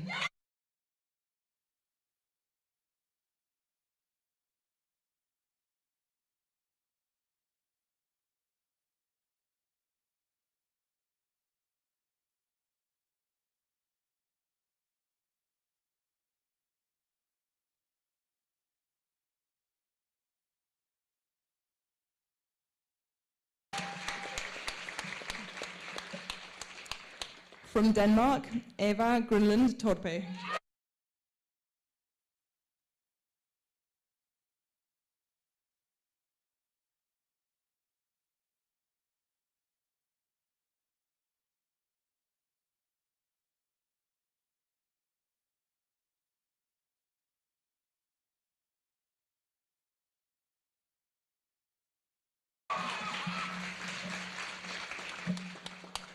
From Andorra, Gina Armengol Payares.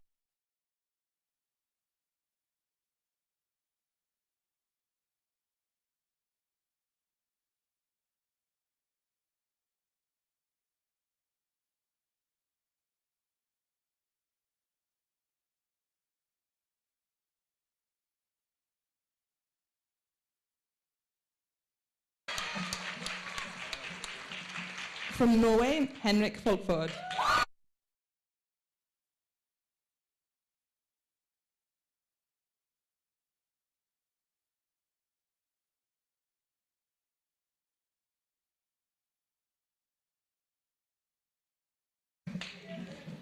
From Costa Rica, Johan Emilio Cantillo Rojas.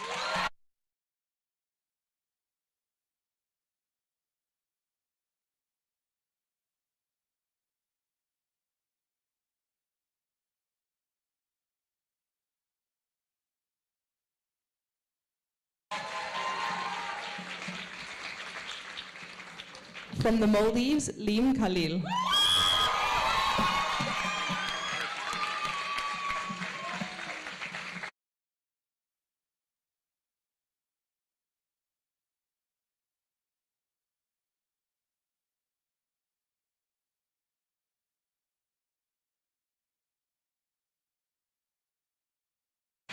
From Norway, Burundi, and Tanzania, Leslie Noel Ndikimuna.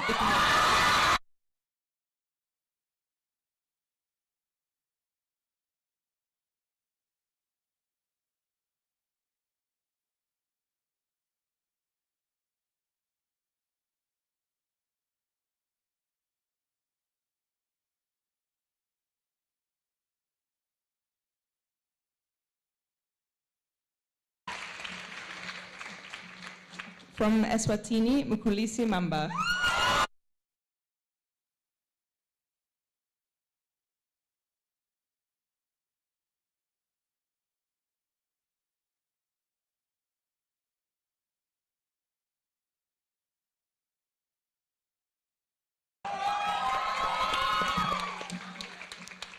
From Pakistan, Mubashra Iftikhar.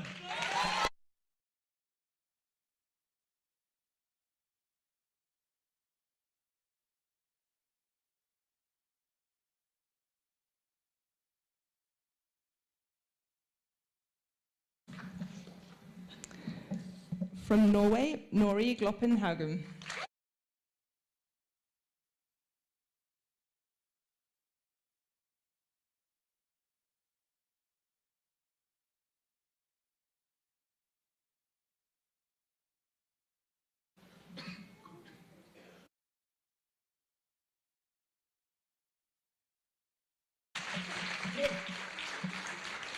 From Venezuela, Norquis Valero Mendez.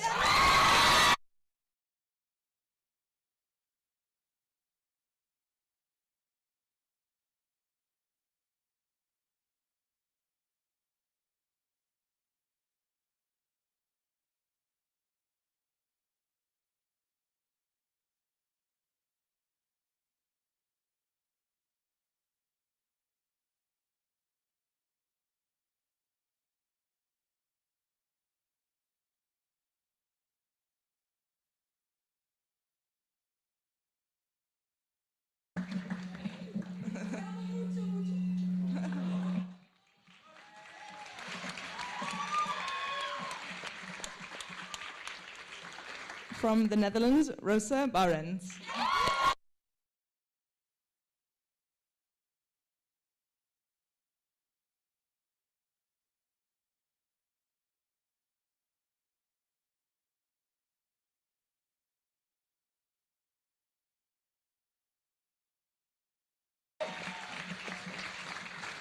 From China, Ryan Wu.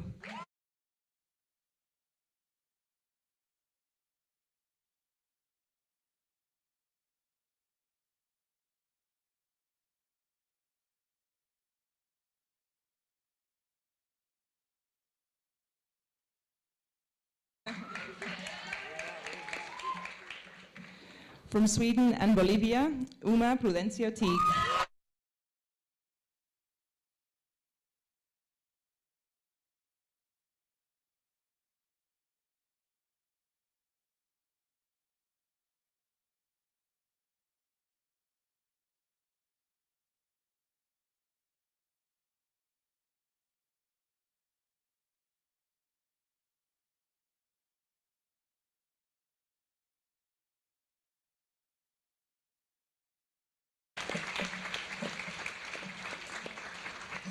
So here we have our Finland House graduates.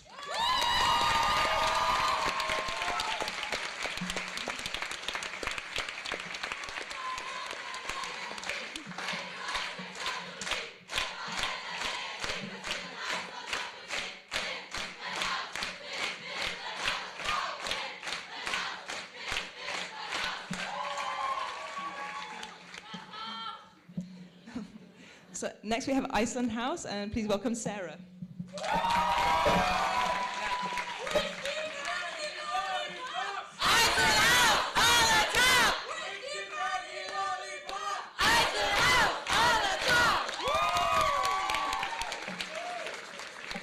Iceland House, I don't like this. Okay.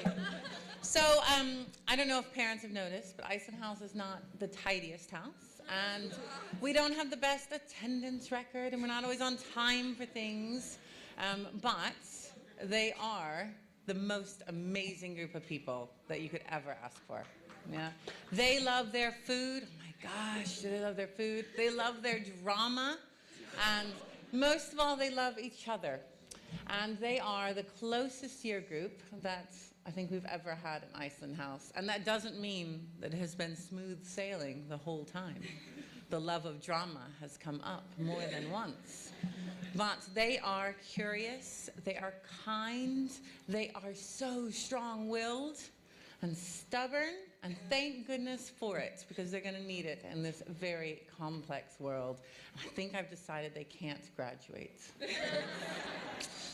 And they often ask me, are you going to cry? And the answer is no. I do not cry at graduation because they are ready. They are ready to go, and it would be unfair of us to ask them to stay. And I want to celebrate, and I'll grieve when they can't see me later at home. So Iceland House, well done. Oh my gosh, you've made it. We love you!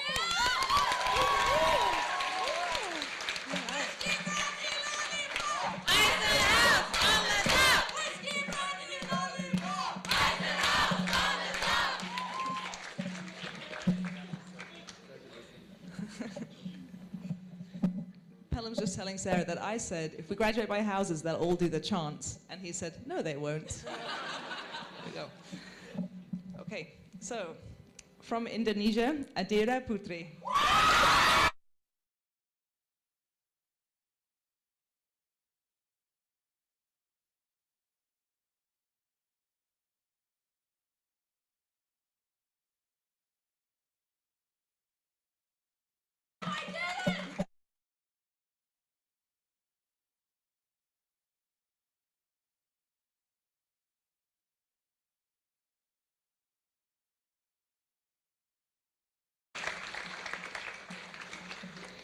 From Denmark, Alex Fredfeldt.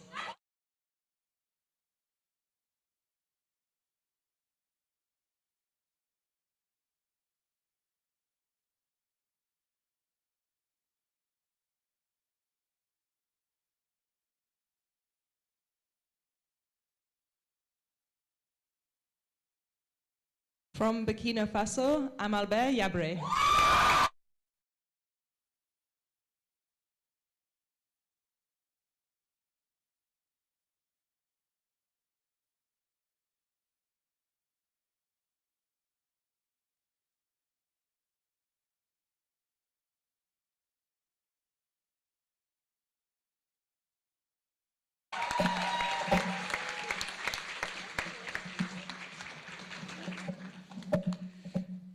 From Denmark, Benjamin Madsen.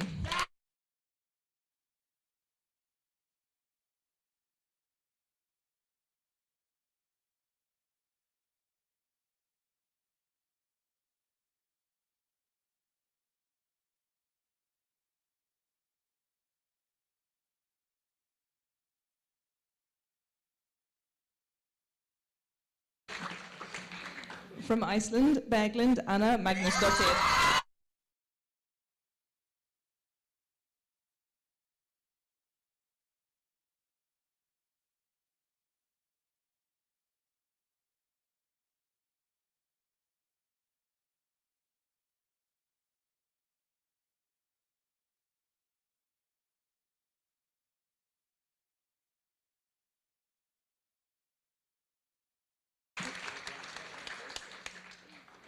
From Norway, Blanca Jørv.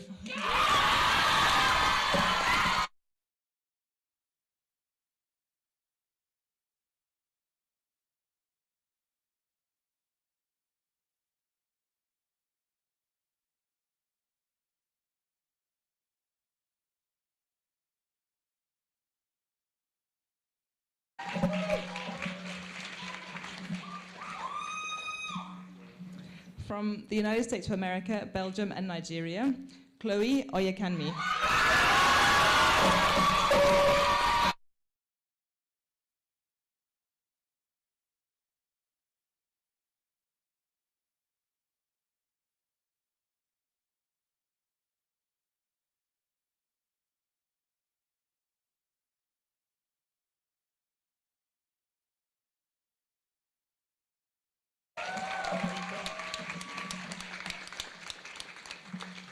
From Italy, Enrico Bazana.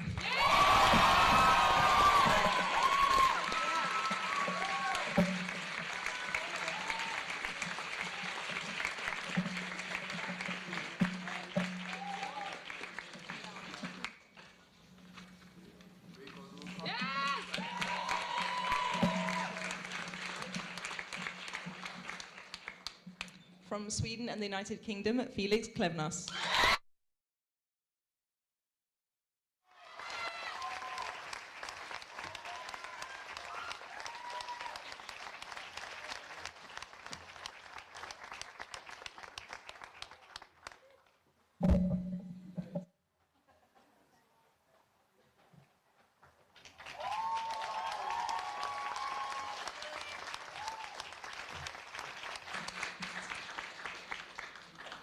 From Denmark and Spain, Fiona Sanchez Vibec.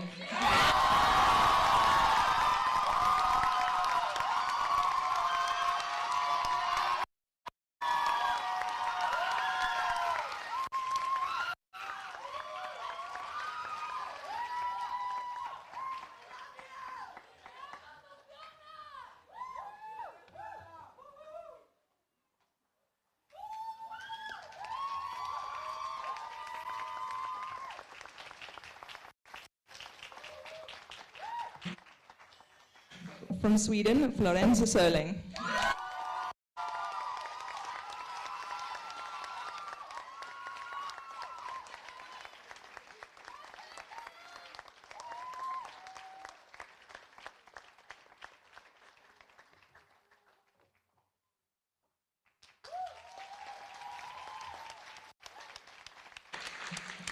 From Sweden, Ingeborg Fabra Schutwick.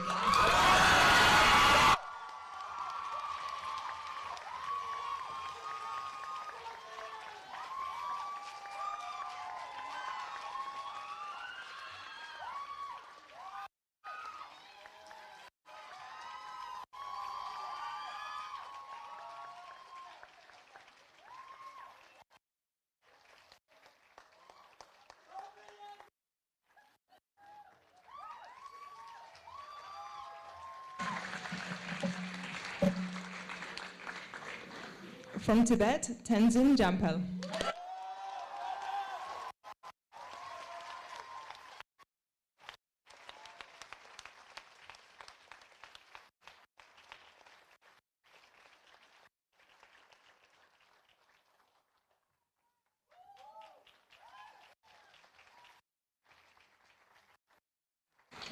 From China, Kiki Wang.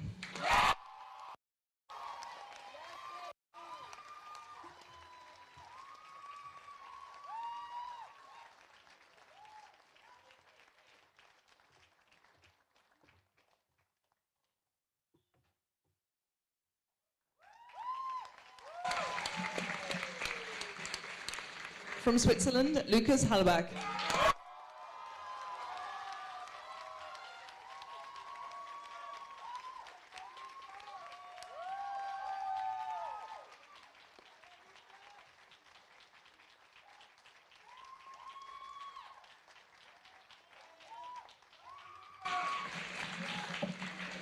From Nepal, Tenzin Norbu.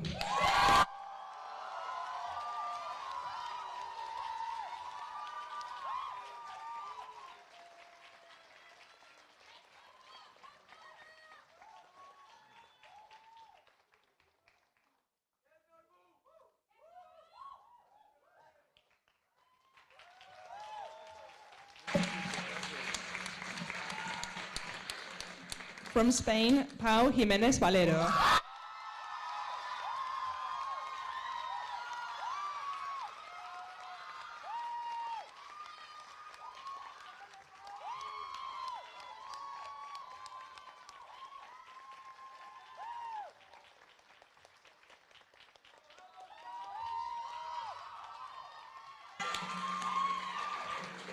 From Sweden, Piotr Suchecki.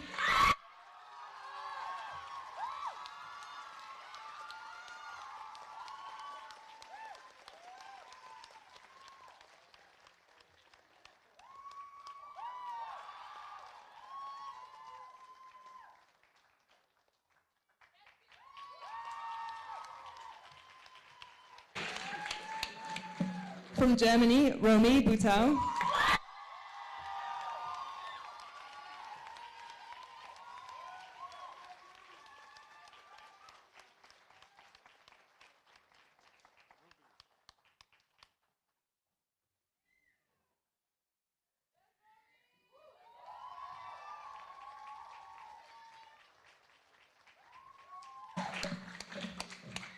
From Costa Rica, Ruby Chang.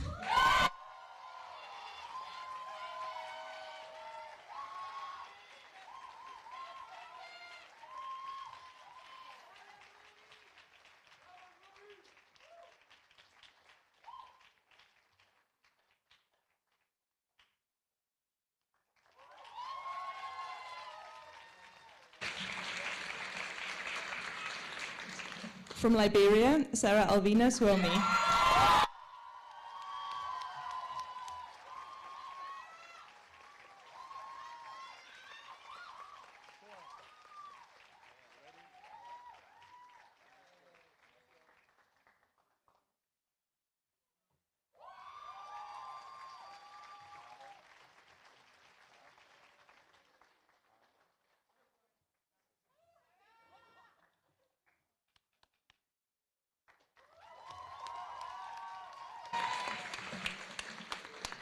From Australia, Tor Jørgensen.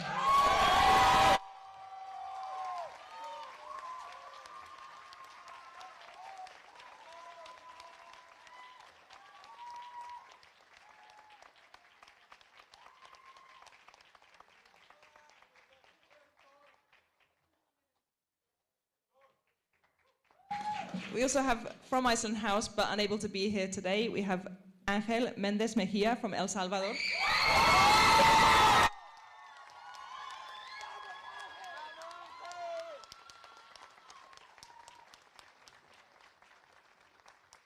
Send him the picture. Yeah, thanks.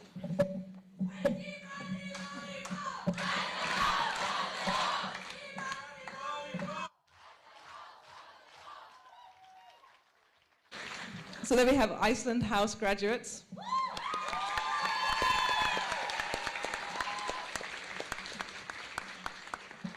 And now to speak about Norway House, please welcome Mateto.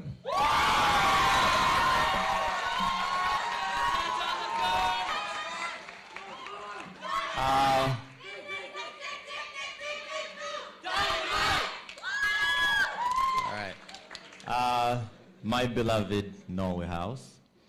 So I couldn't find a paper to write the speech, so I just wrote it on my heart. I thought, what's the best way to send you off with something that we could all identify with from Norway House, that's uniquely Norway House. And I thought maybe it's the location of our house. We're at the center of Student Village and the most exposed house, right? Yeah, and I thought, well, how could we flip that to be a metaphor for life? So maybe we want to go into the world to be at the center of everything that we want to do.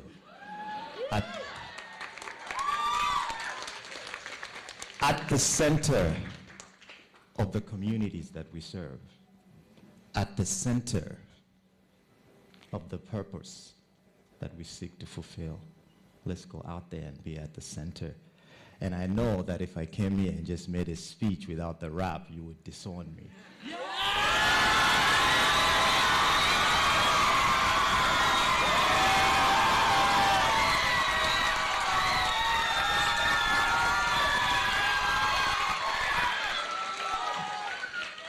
Norway House, I love you guys. And that's why I place no one else above you guys.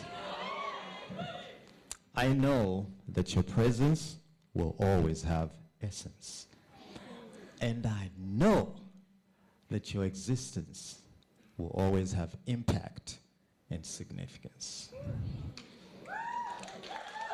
And with that, I now pronounce you ready to graduate as the Norway House class of 2025. So let's celebrate, celebrate, celebrate!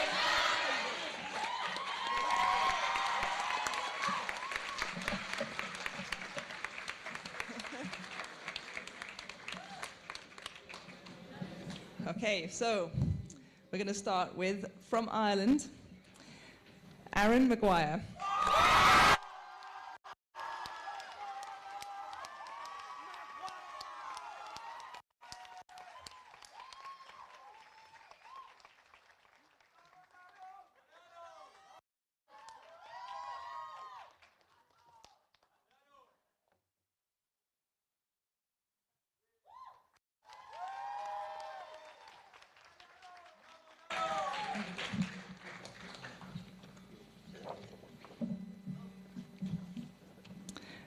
From India, Akshara Bharat.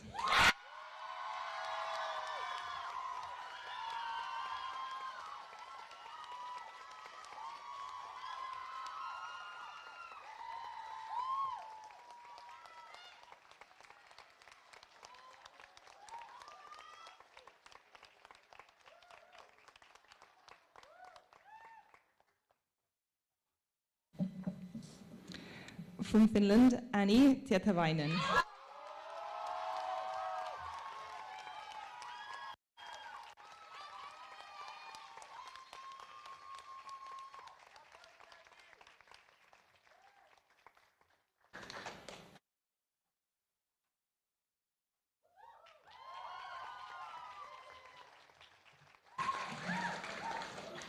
From Nicaragua, Cesar Cruz Barrantes.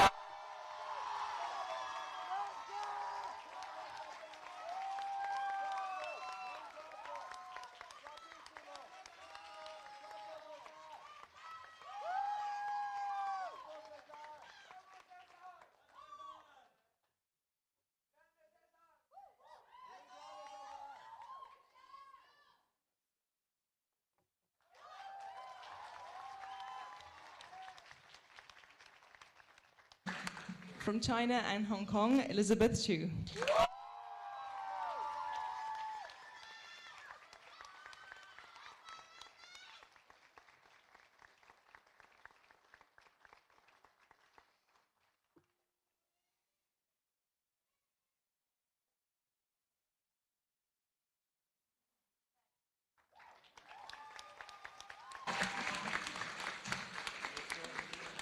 From Finland, Emilia Berntsen.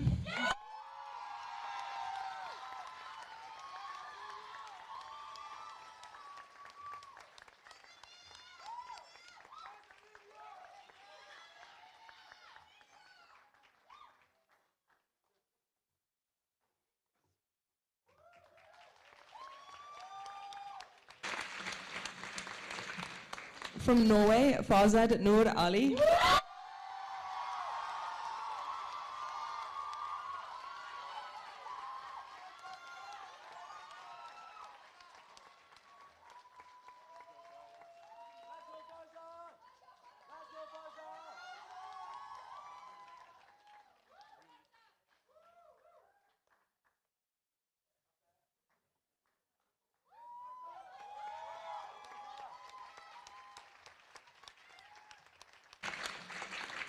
From Spain, Ana Paul Mayoral.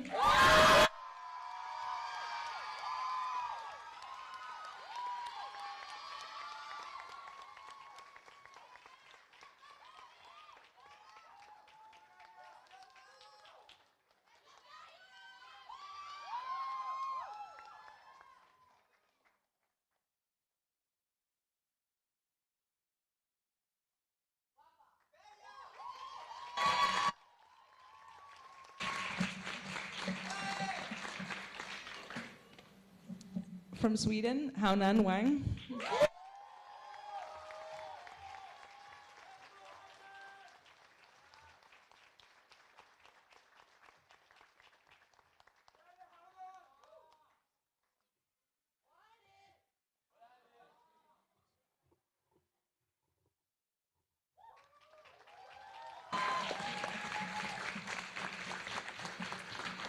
From Norway and Belgium, Maeve Ohanna Vetvik.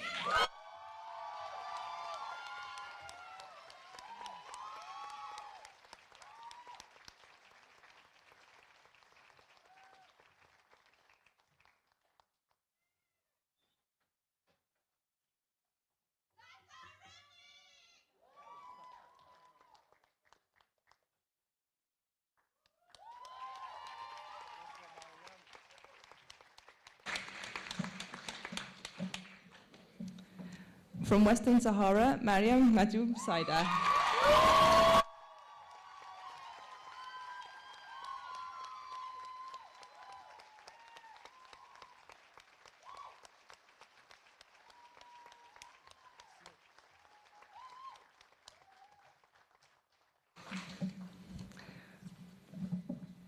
From Palestine, Nasil Sofe.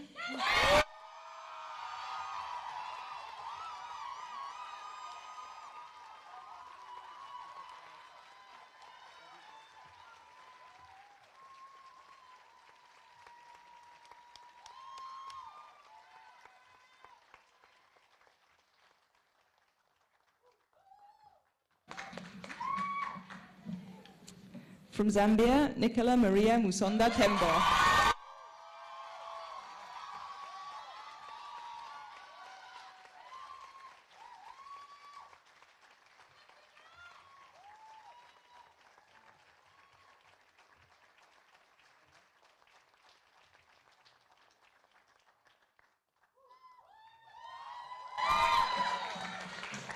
From South Africa, Precious Mkwanazi.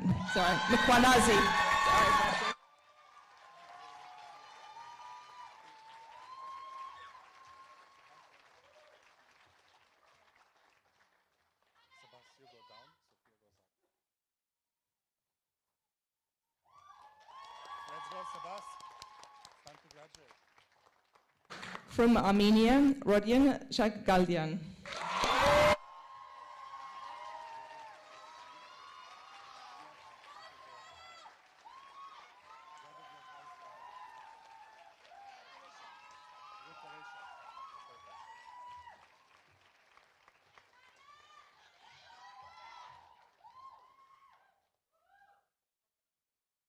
From the Netherlands, Sebastian van Rossum.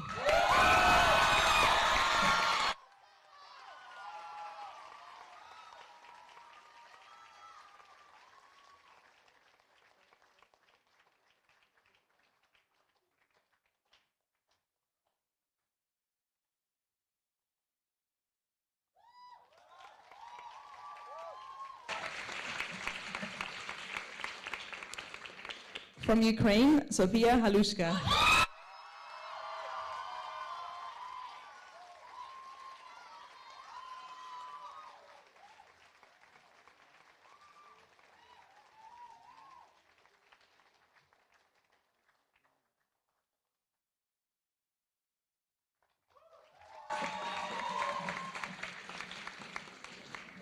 From Spain, Tania Muñoz Martinez.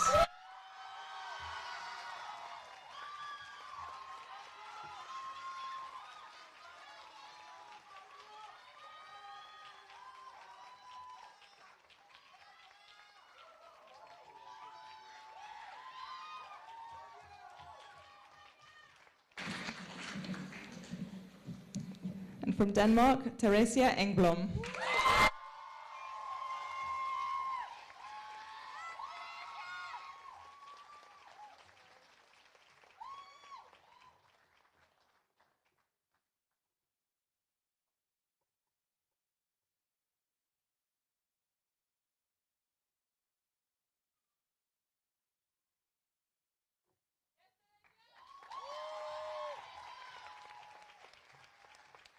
Congratulations to Norway House.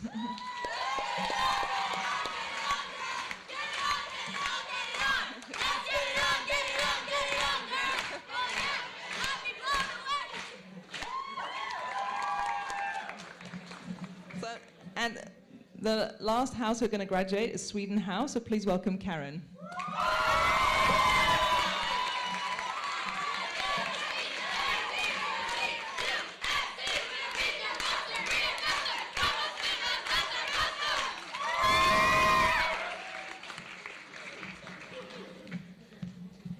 Sweden House.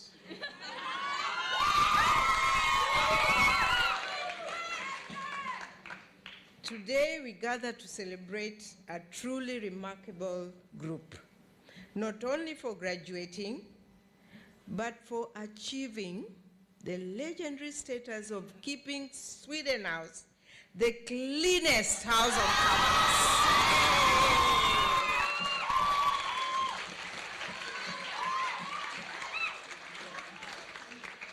Yes, despite the eternal struggle with dishes mysteriously multiplying in the sink, shoes staging protests away from the rack, and the occasional, "I thought it was your turn," cleaning mishap, they pulled it off somehow.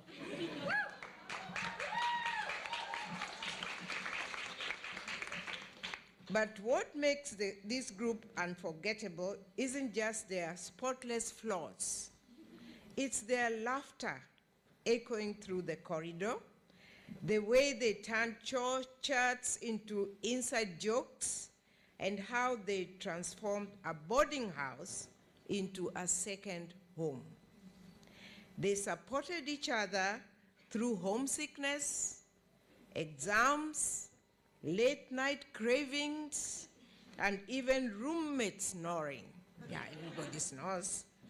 And through it all, they stood by a motto that perfectly sums up their spirit. Motto: forward, ever, backward. Forward, ever, backward, never.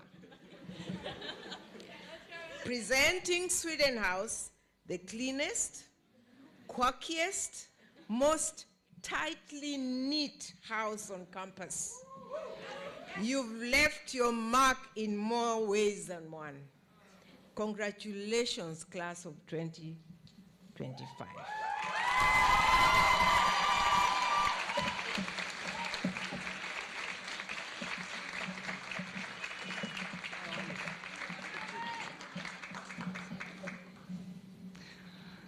From the United Kingdom and South Africa, Abigail Napier.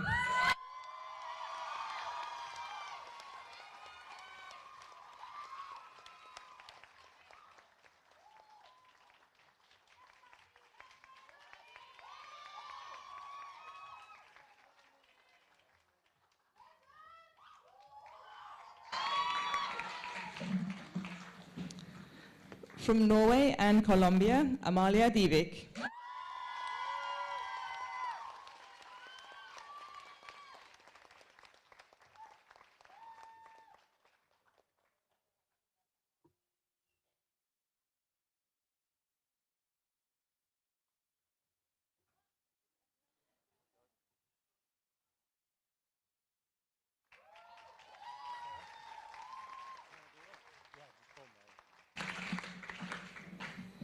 From Russia, Arisha Nelen.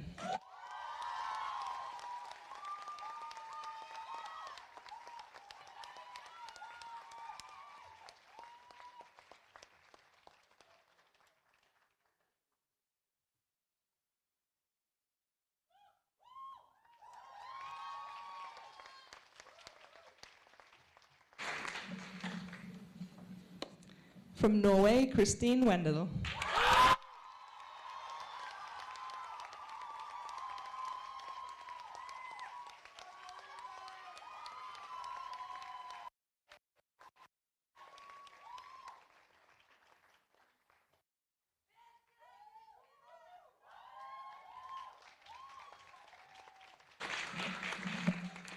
From the Faroe Islands, Ella Niested.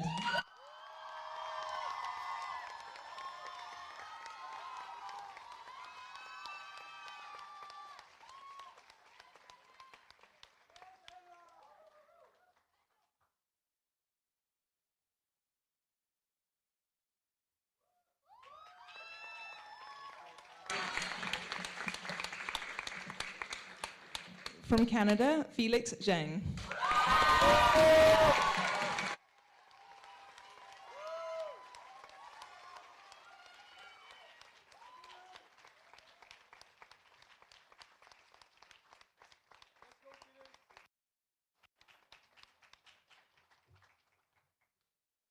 From Denmark, Hector Jacobsen.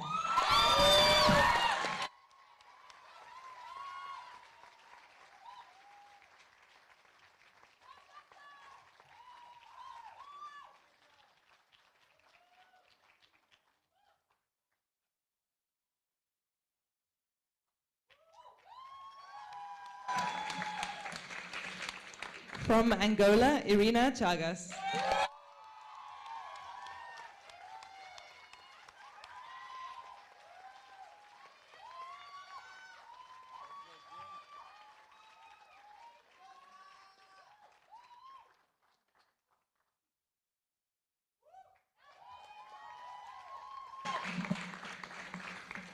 From Norway, Jim Knopp.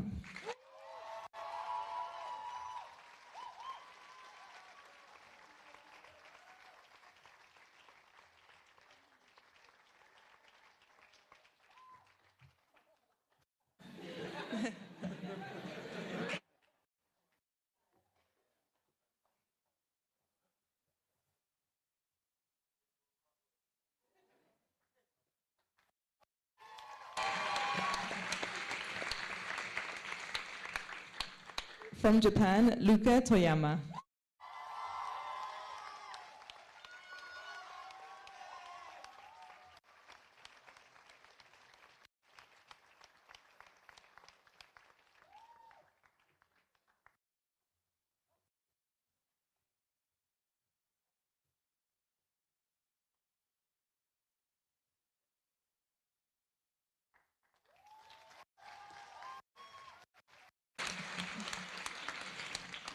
From Haiti, Lucie Delinois.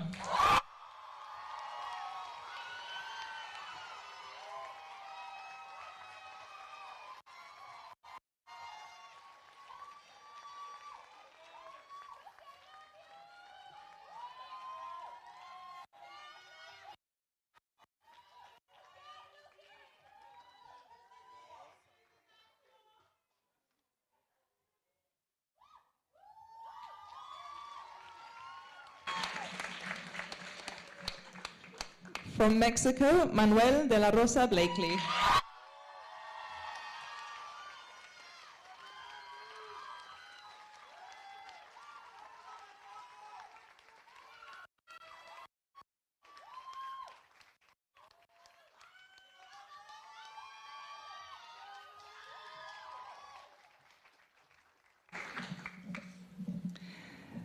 From Israel, Miriam Mebrat Mehari.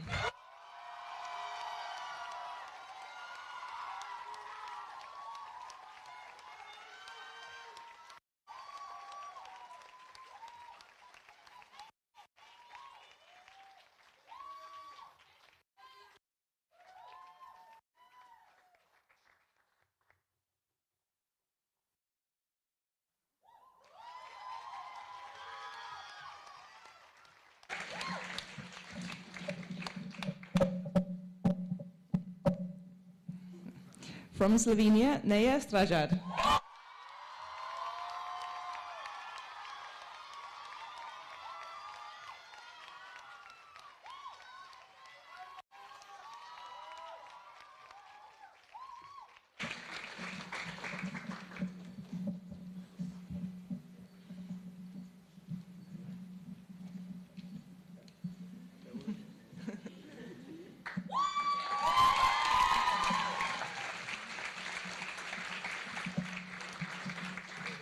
From Germany, Nico Frey.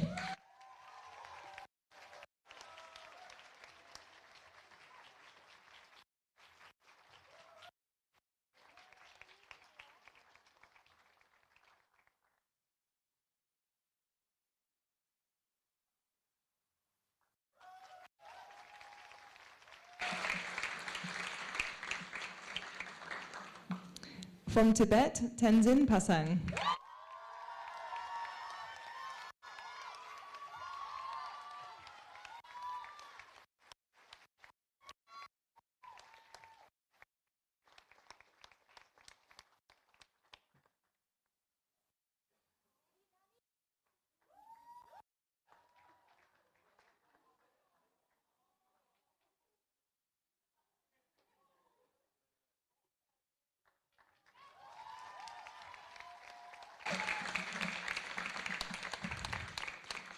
From Bolivia, Roxana Saucedo Villarroel.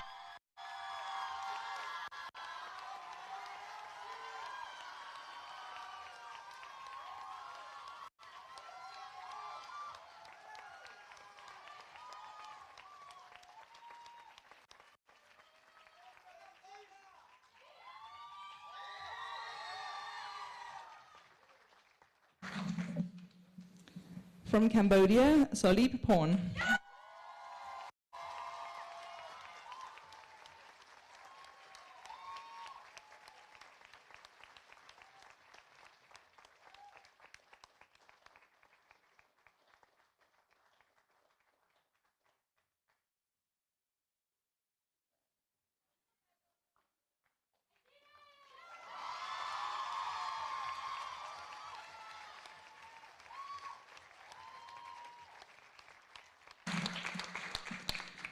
From Hong Kong, Valerie Lam.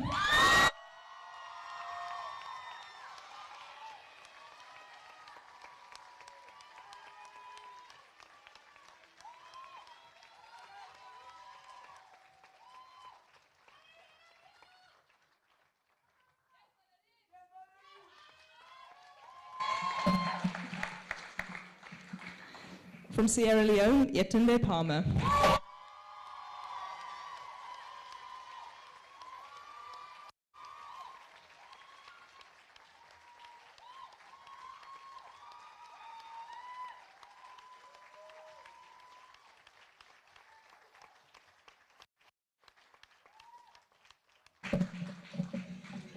So that was Sweden House.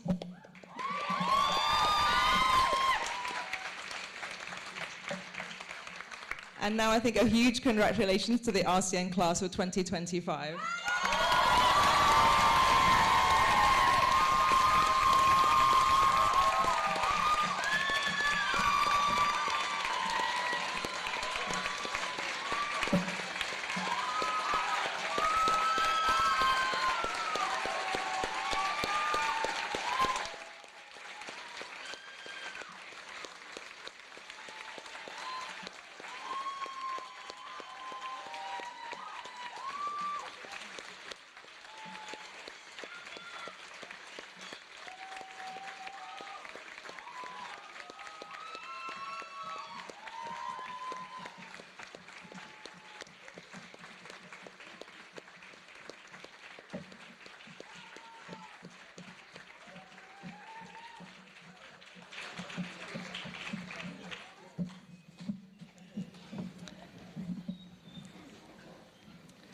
And while it might seem that we're finished, we are not quite finished, because it's true that you are the RCN class of 2025, but we have 2 other graduations to celebrate today. So please welcome Elizabeth, the chair of the board, to explain why.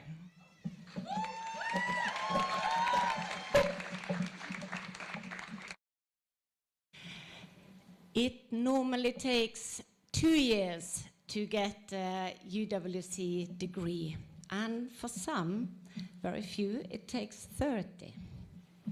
So I want to graduate 2 people and to receive their diploma. And so firstly, I want to have from England and Canada, Pelham Linfield Roberts.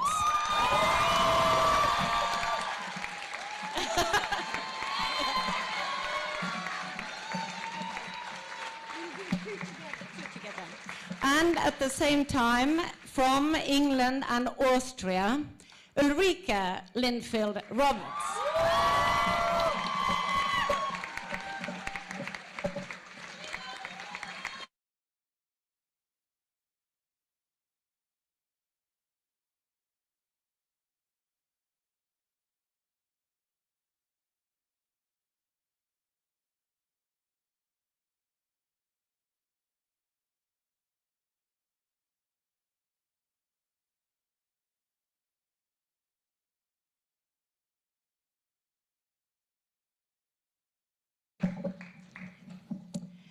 So, dear graduates, family, the mayor of Fjaler, teachers, and other guests.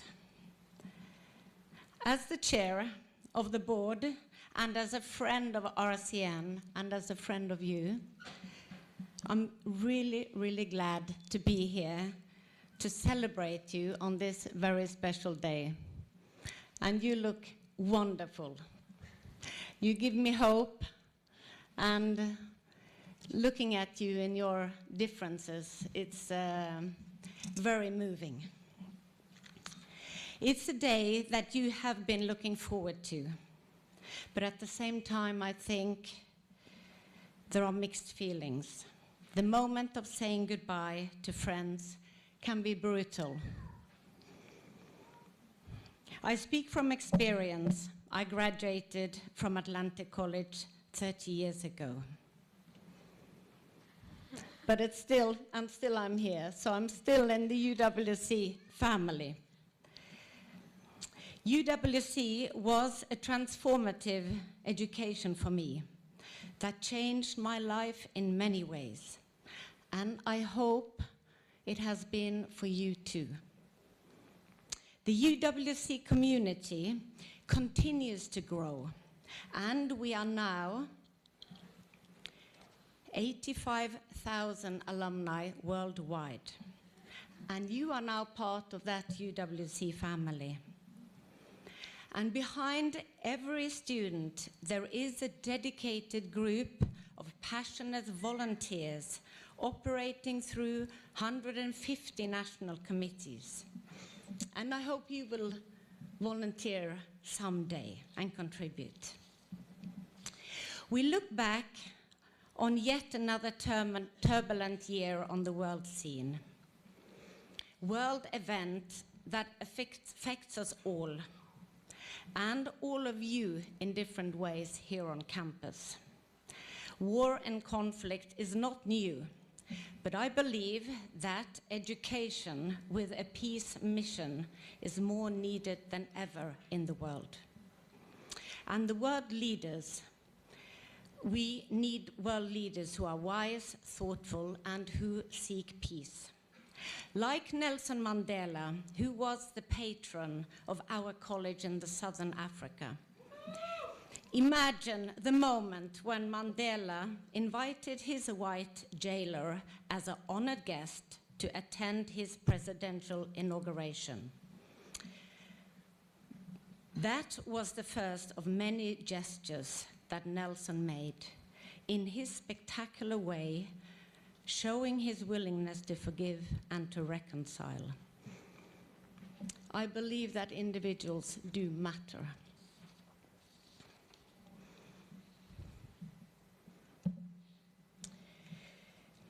Another world leader, a long time ago, a Roman emperor, Marcus Aurelius, he lived a life full of power and luxury, fought wars, not so different from many world leaders and presidents today.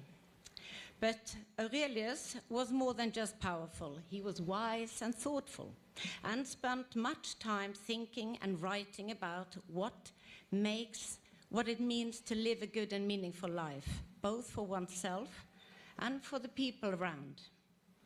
And his works and his thoughts were later collected in the famous book Meditations. You might know it. So I want to just share 3 of his 2,000-year-old advice with you on this day. And he says, life is what your thoughts make it. We have the power to guide our own thoughts in a good direction or a bad one.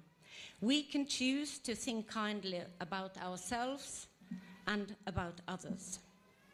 He also said, remember, very little is needed to lead a happy life. So try to appreciate small everyday things, because there are most of those. And lastly, as long as you live and as long as you can, be good. So, it's very quiet here. Dear graduates, you will all go on to do different things. And I wish you, each and one of you, all the best, and I hope that you will succeed with whatever you do. Your old school, RCN, will cheer you along, so please keep in touch.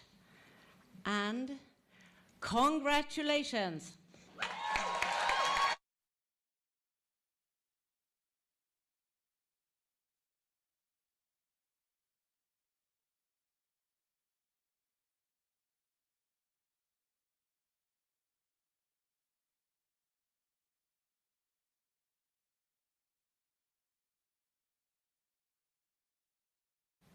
Let's see. Oh, wow. Okay. So we'll shortly be finishing with a last musical performance, and in true RCN style, you're all expected to participate. But before we do, a little bit more housekeeping and information. After this event, there will be time for photos outside. Then for students and staff, we have lunch in the cantina, and for guests, we have refreshments in the yellow building over there, the K building. I would like to say again a huge thank you to you all for coming. It wouldn't be graduation without you. It's very strange yesterday when the bubble gets burst and all these people arrive that we haven't seen before, and we all play Match the Parent to the Student. It's our favorite game. But it's so wonderful and special that so many people come all the way here to be with us, and that so many people join online. So thank you so much for coming.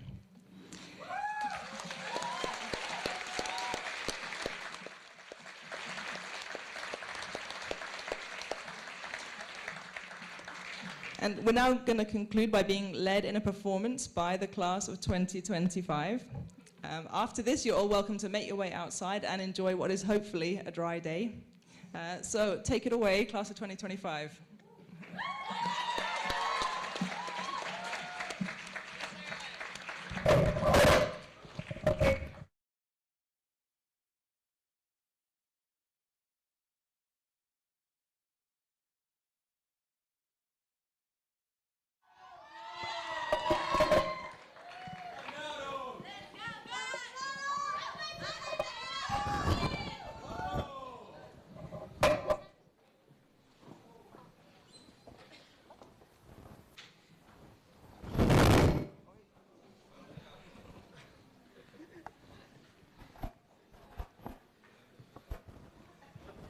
Okay.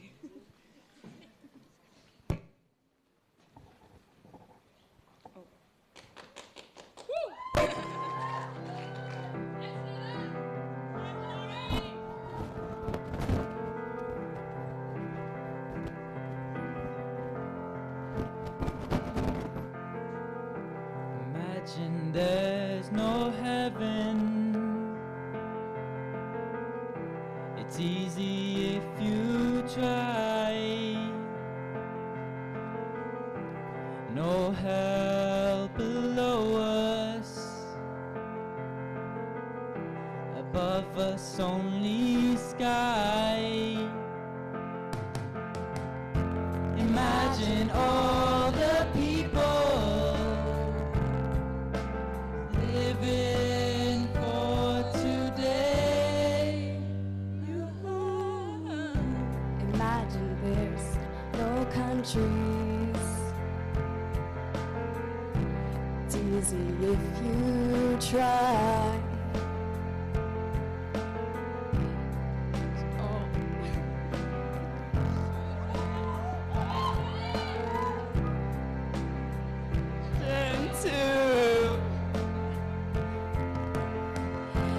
Imagine all the people living all the world. You may say I'm a dreamer, but I'm not the only one. I hope someday you'll join us, and the world will be as one. Imagine no possessions. I wonder if you can. No need for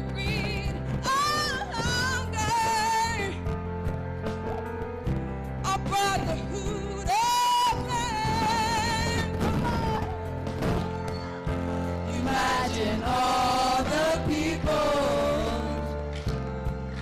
sharing all the world.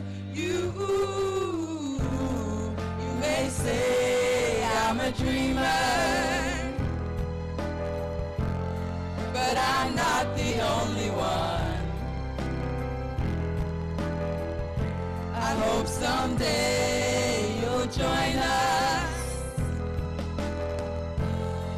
and the world will be as one. Thank you, RCN.